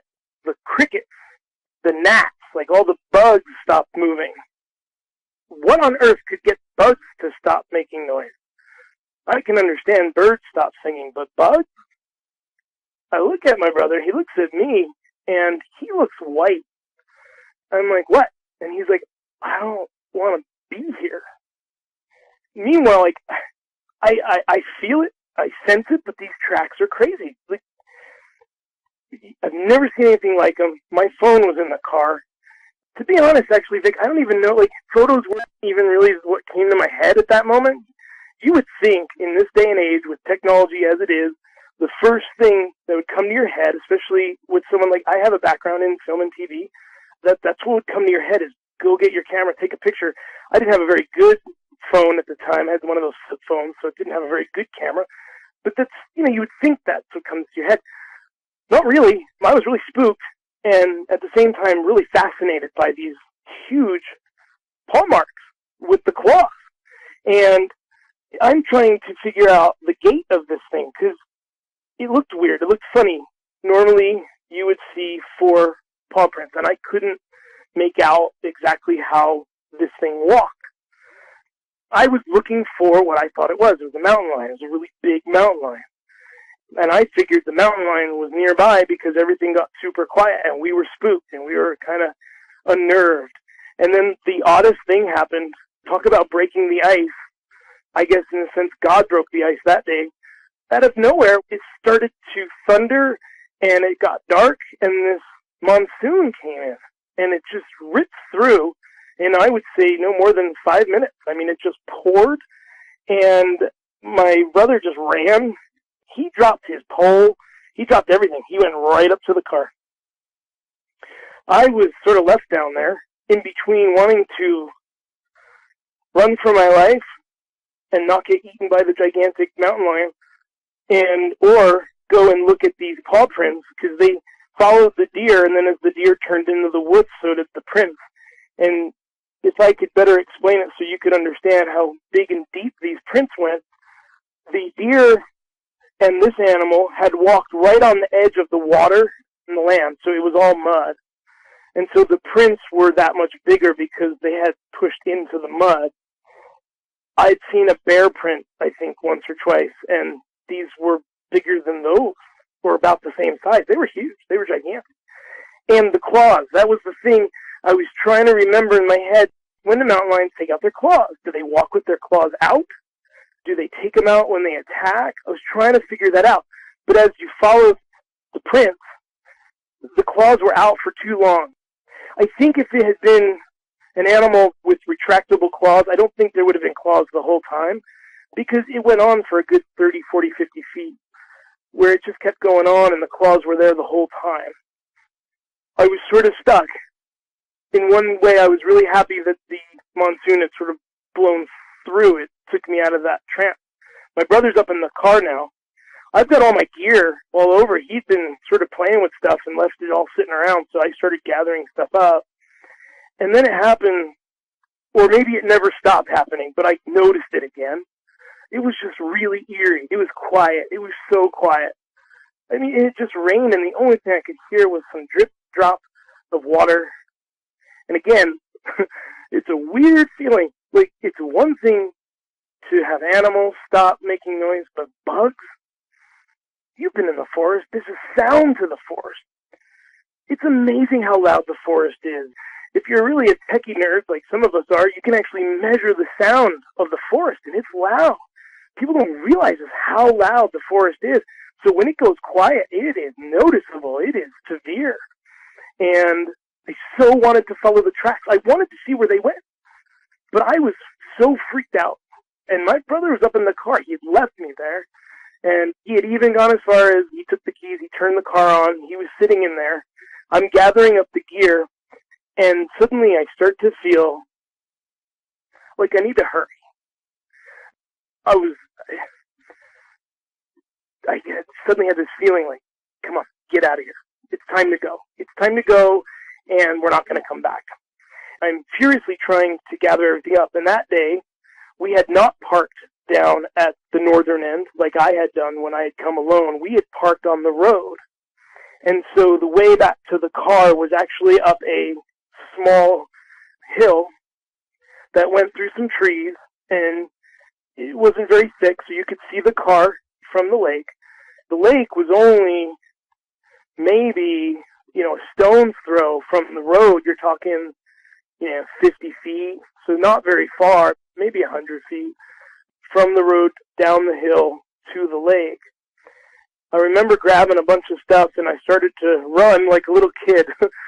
And I remember that feeling like when you're spooked and you're a little kid. I remember as a kid talk about werewolves and werewolf movies. I saw American Werewolf in London. That movie freaked me out. I'll never forget it. The friend coming to him in the hospital with the little Mickey Mouse doll. David! And he's all ripped up and torn to shreds, and he's telling him that you're going to become a monster and eat people. And I remember that was a big deal in movies, and I'm a huge movie buff and love film. And at that time, the special effects, it was a really big deal, the special effects that went into American Werewolf in London, because they actually showed the transformation of David turning into the werewolf. So when I think of werewolves, in a sense, that's kind of one of the things that I look back to. I think I saw The Howling once or twice. If you were to ask me to draw one or to think of one, that's probably where I would go with it. Although now I'd probably go with yours. You have those big black dogmen on your videos. Those are kind of unnerving. I'm struggling up the hill. I'm fumbling. I'm falling all over myself.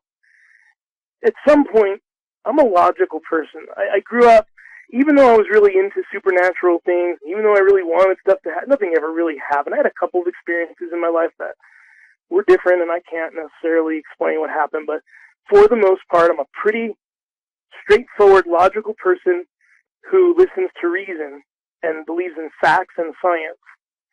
And when something like this happens, sometimes, I don't know, maybe because of that, it's hard for me to process it. And so I started laughing because I felt like a little kid who was really spooked after seeing Jaws or one of these horror movies or American Werewolf in London. Of course, at this moment, the last thing in my mind, I'm thinking, not even Bigfoot is in my mind. I'm thinking there's a really big cat out there, and I probably was looking up in the trees. I can't remember that detail, but, I've heard that they jump on you. So I probably was looking up in the trees, and I'm fumbling, and I finally got to the car, and I got the first couple of rods in and some of the equipment, and I realized that I had left one of my rods down by the rocks. It was mine and my tackle box. I realized I had to go back down there to get it. And I apologize, Vic. Sometimes it's hard to remember all the details exactly the way it happened.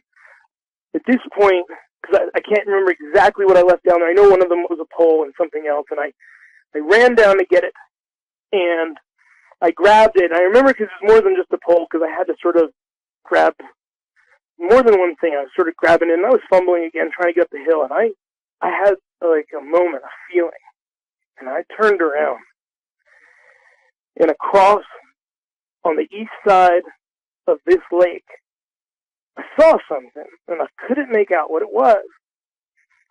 I stared, and it was like a shadow. But it was the biggest shadow I've ever seen outside of a zoo in my life. And it noticed me, the best that I don't even know how to explain this. It stepped, whatever it was, it stepped back into the woods, into the darkness. And I lost it. I mean, I just threw everything in the car. I don't even, usually when you have hooks and on your line, you take care with how you put things away. And that did not happen that day.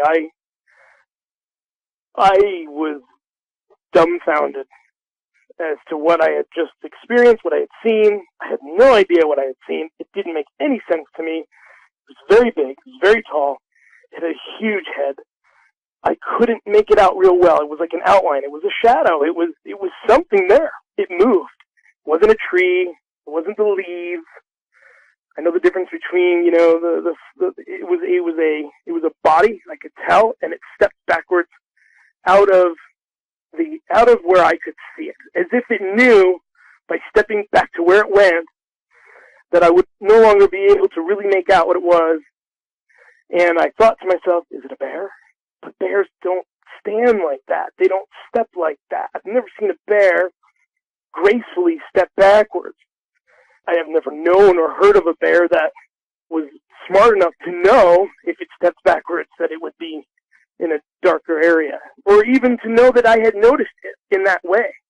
This thing knew I had stopped, I had scanned, and I had stopped right on it with my eyes. It knew it, I knew it, and it scared the living bleepity bleep out of me. I got in the car, I drove way too fast out of there, and I had a sedan, a small sedan, and it was not the road you want to be driving like that, but I didn't care, and I got out of there. My brother wouldn't talk about it. On the way home, I had said to him, did you see anything when you were down there? Did you see anything? I remember at one point he looked like ashen, and he ran for his life, and this is a guy who, if you'd see him, at this point in his life, he was a jelly donut, my friend. He was a tubby, flubby guy, and he zipped up out of that area. I'd never seen him move that fast, and I didn't even know he could. And on the way home, I said, did you see anything? And he wouldn't talk to me. In fact, has never spoken to me about it. So I don't know if he saw something. I don't know if he just felt presence. I don't count him as one of the people that I told because he was there. And I remember, it's amazing how hindsight is 20/20. I don't know if it would have been a good idea to run down there with my phone. I don't know. The phone, I thought about it since we first spoke, trying to remember exactly why did I leave the phone in the car. It wasn't a very good phone. Could I have even taken photos with it? Why didn't I go get it? But that's not what goes through your head when the forest stops speaking. It's fear. It's primal fear. It's like nothing else. Nothing compares to it. I've seen some scary movies since then. Nothing compares to it. I've had some scary moments in my life. This was something deep inside that just, it's there. I've heard some people talk about how they think, maybe this is something that is inside us from eons ago when we used to get chased by things that wanted to eat us. The interesting thing, though, Vic, is that I didn't think about it very much for years. I shut the whole thing out, but I also shut out fishing. And I moved across the country. It wasn't like I stayed there. I moved 2,500 miles away. And I still couldn't go into the woods. Forget going alone. When my daughter would say, you want to go hiking? I always had an excuse. Boy, no. Daddy's foot hurts today. No, my back hurts. I had a lot of excuses. Had a lot of headaches. But it changed me. I wouldn't necessarily say for the better. I wouldn't necessarily say for the worse. It just changed me on a primal level. I listen to people who, on your show and other shows who say they've seen things and then they want to run back out there and go and shake hands with it and take photos.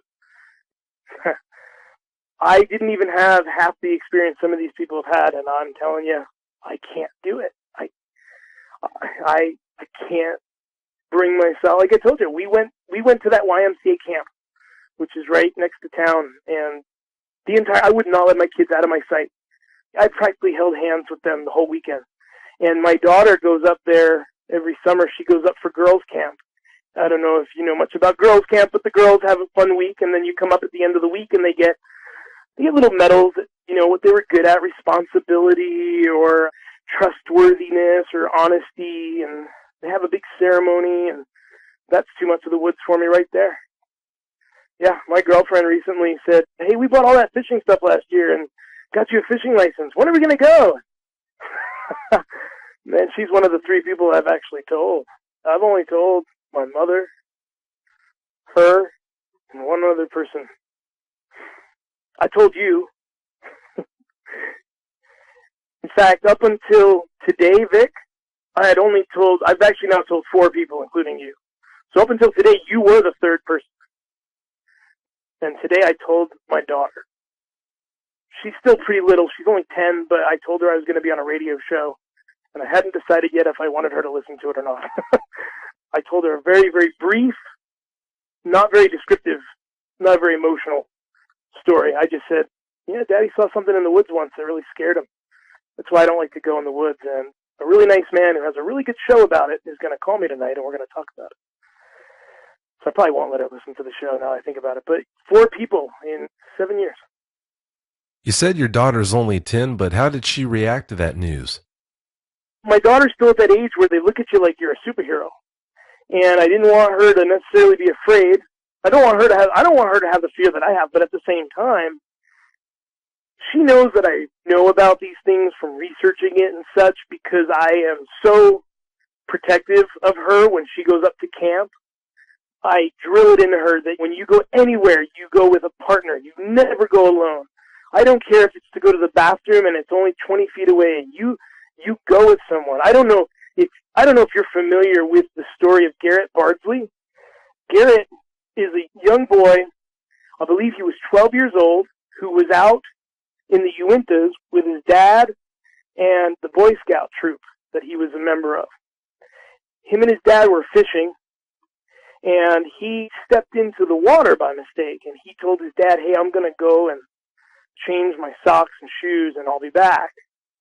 And he headed over to the campsite, which from what I've been told and what I've read, wasn't very far. Probably very similar to the YMCA setup that I described that my daughter goes to. And he disappeared, and all they found was a sock. And they've never found anything else. And so my son and my daughter, my son's real little, he's only 6, so he doesn't listen to me as much, so he doesn't get to go to camp. Not after what his dad has experienced. But my daughter, and trust me, it's the worst week of the year, Vic. When she goes to camp, it is the worst week of the year for me because I freak out the whole week. Last year, my girlfriend was like, you really got to chill out. I'm like, I can't chill out. I can't. I saw something that was about 8-9 feet tall, had the head of a like a golf cart. I mean, this thing was gigantic, and now I've done the research, and I've heard other people's stories, and I've heard about how these things can move, and how easily they're able to surround people, get in front of people, get behind people, do whatever they want. I mean, this is their realm. You know, if you put on top of that, if you do some of the research and you even hear some of the Bigfoot stories, those can be just as scary.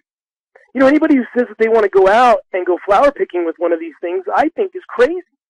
Because I think just like any other being in the known universe, some are going to be worse than others.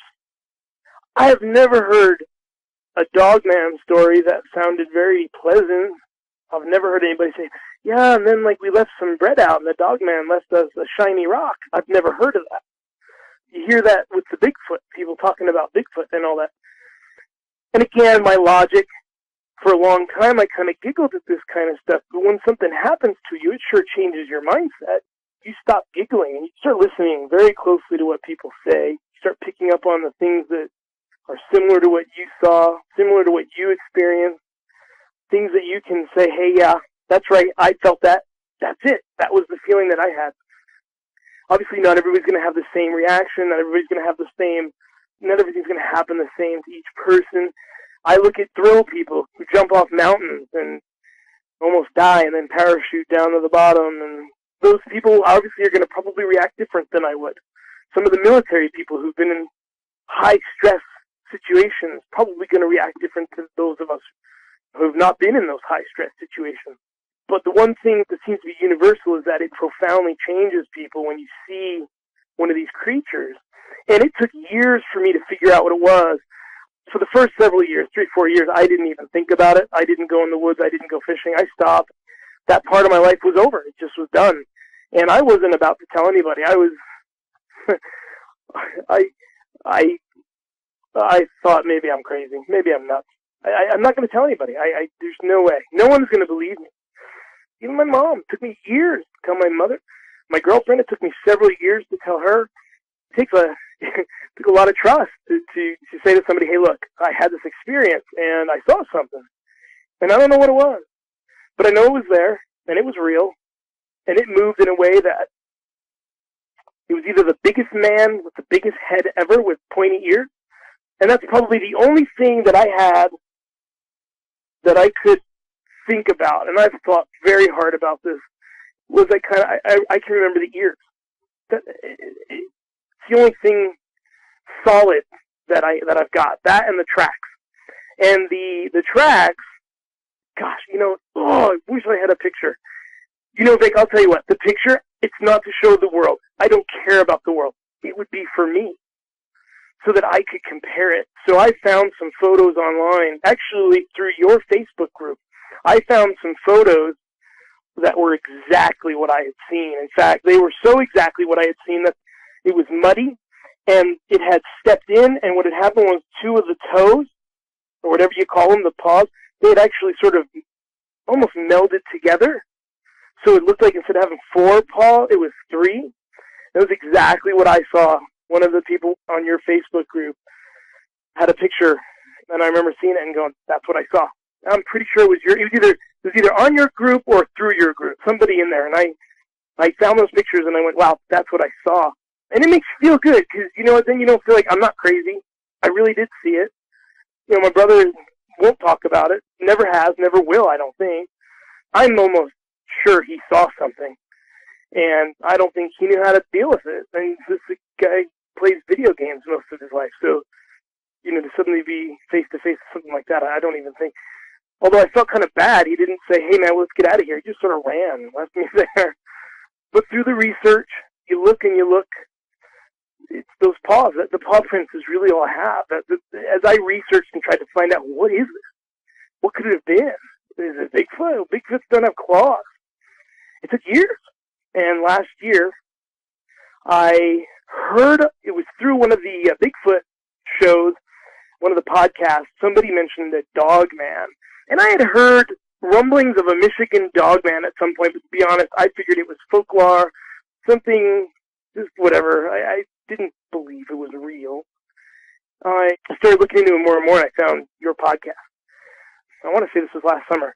And that's when, for the first time, as I started to look into your stuff and listen to the accounts on your show, and there was one in particular where a young woman tells her story about her and her friend and how they had taken a trip down to buy something from some gypsies, and she talks about on the way back being chased down by one of these things. And you could hear in her voice, she had a very startling, very serious experience, and she quivered. I quivered with her. I remembered that feeling, that it was like in your gut. They say flight or fight. If I had been 10 feet from this thing, there would have been nothing. I would have just looked to the ground. I don't know what I would have done. What am I going to do? You can't run that thing. But it took me many years to figure out to even come to some sort of, what could this be? Obviously, I wish I had definitive proof. And again, I think for a lot of people, it's just the only reason why I'd ever want to see one, and from about 1.5 miles to 2 miles away, wouldn't be for anything other than just to verify, yep, that's it. That's the shadow. That's the thing in the woods. That's what I saw that day. I'm not crazy. There it is. And some of the art that people draw greatly resembles that shadow I saw that day. And I didn't sleep a lot when I first found your podcast. I had a lot of sleepless nights, and I remember laughing one night because at first what I decided to do, because the kids, I would wait till they go to bed, and then I'd lay there and listen to your podcast, and then I realized I was like a little kid again. I couldn't sleep with the lights off. I had to have the lights on. I felt like a little kid again as I was listening and remembering. It took a long time. Even now, though, and I started having nightmares after you and I spoke, and I told the story in detail, really, for the first time. And I thought about it a lot, obviously. Every time my daughter goes to YMCA camp, I freak out. And they laugh at me. The kids laugh at me, but they know deep down I'm serious. They know. I'm like, you guys, seriously, you always have someone with you. You just never. And I just think of that Garrett Bardsley boy. That boy, what happened to him? Because here's the thing. If a mountain lion takes you, there's going to be blood. There's going to be stuff. There's going to be ripped clothing. You're going to hear something, hear the kids scream, even if it's a bear. There was a girl, I think in the UK or something, and a bear attacked her. She was able to actually call her mother on the phone. So it's not like they necessarily just kill you in one swoop. I believe bears start eating you while you're alive. So you have some time. So you're going to scream. You're going to freak out.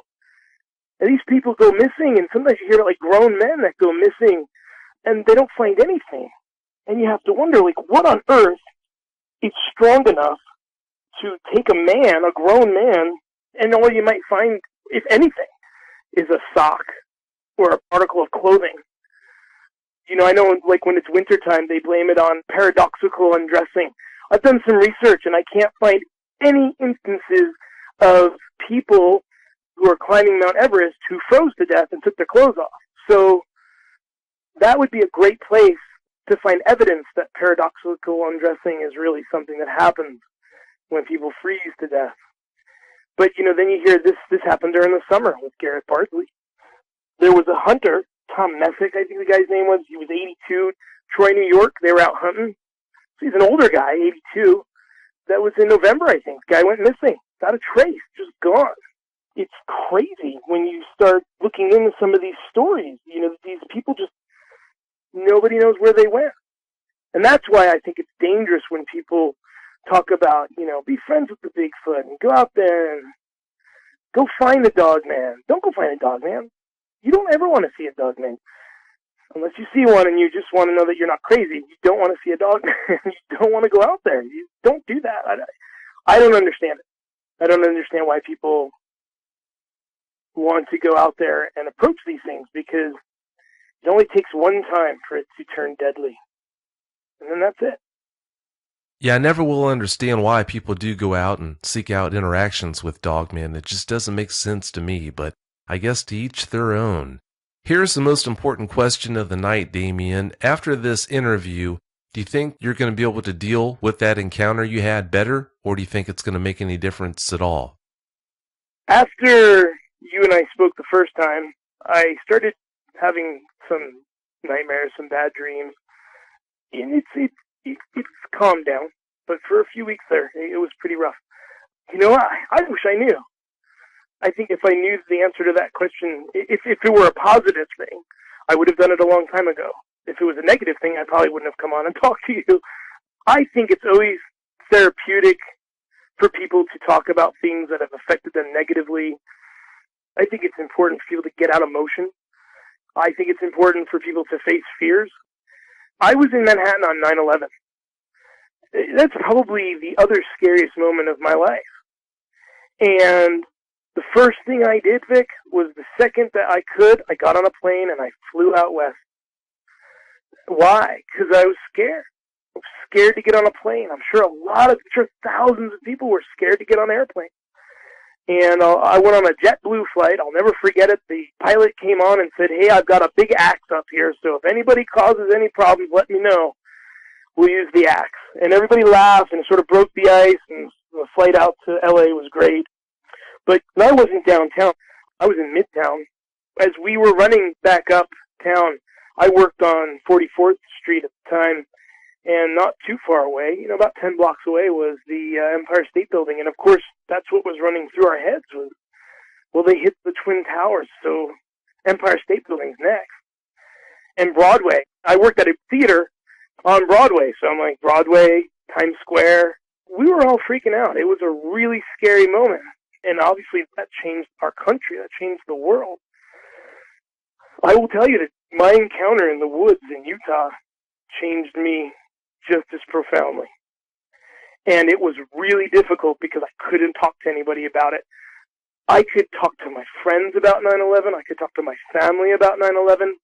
And for a while it was difficult, and I didn't necessarily want to talk about it because it made me angry.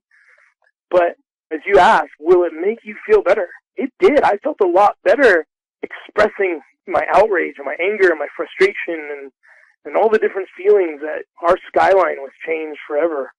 But this was something where I couldn't explain it. How do you tell somebody, hey, so I was in the woods and I saw this gigantic beast of a thing and it scared me, and it was so intense that the crickets and the flies and all the insects stopped moving, and that's how scary it was. Most people are going to look at me and go, Damien, you need to get some rest and lie down for a few hours, and they're going to pat you on the back and send you on your way. They're not going to take you seriously. They're not going to listen to you, and I think that's why I didn't tell anybody for a long time. I told my mom. In fact, I started to tell her probably 2 or 3 times before I think I actually told her. My mom, she's spiritual in her way, and she believes in God, and she's religious, and I think for her that helps her. I think she thinks that there are things out there that she probably takes it more from a religious standpoint. I take this from I don't know what standpoint. I listen to people who say that a lot of the sightings happen near Indian burial grounds and stuff like that. I have no idea what to think of that. As I try to apply my way of thinking to what happened to me, it's hard sometimes because I'm a fact-driven person. I want to prove it was or it wasn't.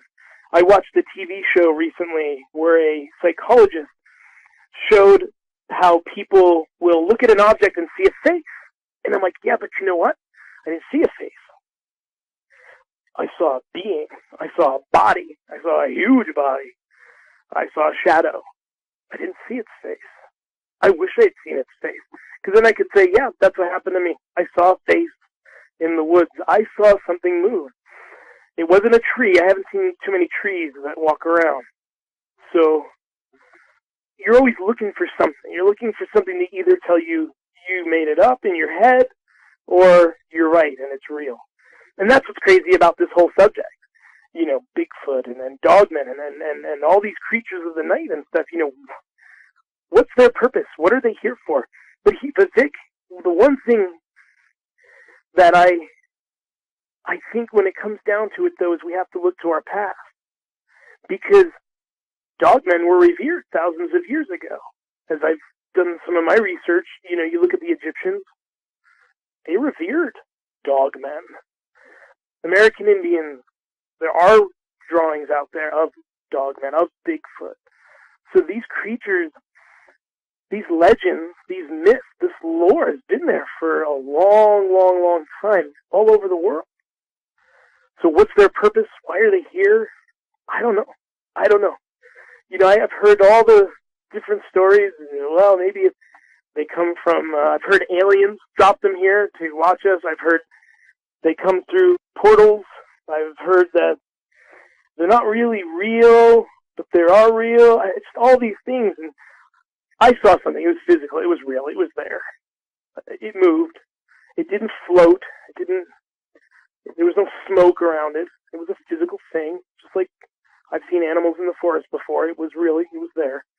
And then I think a lot of the people that I listen to that I truly believe, I think, I'm not saying there's not a supernatural tendency to this. What I would say is the paranormal is probably a better term, because all paranormal means is it's beyond what's normal. It's just not normal. These are paranormal. They are not normal. And they scare the out of me. I won't sleep tonight, Vic, but I'm hoping that, in time. And it's been nice. I've talked to 1 or 2 people after meeting you and talking to you, and some of the people who've also had some issues, had something they saw and had a hard time chatting about it. If it does help you in any way doing this show, then that's what it's all about. That's really good news. One thing I want to clarify, though, is didn't you say earlier in the interview that you definitely did see canine-style ears on top of its head? I did. That's probably the only definitive body, other than the head. The head was huge. I saw ears. And that's why I was like, you can't be a bear. I looked to see, are there any bears out there that have ears like that? Or that can bears' ears ever become pointy like that? So if I had to explain the ear shape to you, I would say Doberman is probably the best ear shape I can tell you. Bigger than a Doberman Pinscher, but that's the kind of ear shape I saw. And again, you have to remember, as I'm looking at it, so it had just gotten rain and it was, cloudy and dark, and as I was looking down, it was literally like an outline of shadows. It was the outline of this animal, and the ears were definitive. I could see the ears. in my dreams, I can see the snout and everything, but that's just my dreams. I could not make out the facial features, which is the one thing that I really, as scared as I was, I really wish I had seen that just to define it more for me. The experience, though, Vic, it doesn't matter. The fear that I felt was so intense that I have never felt that again. Pretend things don't shake us like that. They don't change you like that. Only real things change people like that. And sometimes I feel like I'm talking to myself, and I'm telling myself, like, it's okay. It's okay. It was real. You're not going nuts. And yeah, and I'm not. So I may go to the lake to try to take some photos for you, so you can see the lake. I was joking with my girlfriend. I said it's therapy, to go out there during the midday with probably an M16 and a sawed-off shotgun. And I mean, but you hear the stories that people shoot them with these high-powered rifles, and they still keep coming. How about that? Whoa, what is that all about? Yeah, that is awfully strange. Yeah, some of the really strange stories like that are ones you haven't heard. I haven't shared them publicly, but they still make you scratch your head and say, what are we dealing with here? Well, I'll tell you what, we're about out of time. We're going to have to wrap this up, but I can't thank you enough for coming on and sharing the details of that encounter with us. I really do appreciate it. If I could just have one last thing just to reiterate to people, don't go looking for it. You don't want to. You think you do. When you find it, you'll realize you did not want to find what you found. You don't want to experience it. Ignorance is bliss. In this case, it really... I mean, on the other hand, though, I hope that through your show, people's lives are saved because they're aware that there's a possibility something's out there that's just beyond their abilities, their scope, and their reason. And that maybe people will, instead of going out alone, they'll bring a friend or two when they go hiking or camping or whatever it is they go doing, and maybe less people will go missing without a trace and stuff like that. Those are all really good words. Well, thanks again so much for coming on, Damien. I really do appreciate it. Thanks, Vic. I appreciate you, and have a great night. You too. We'll talk to you later. Take care.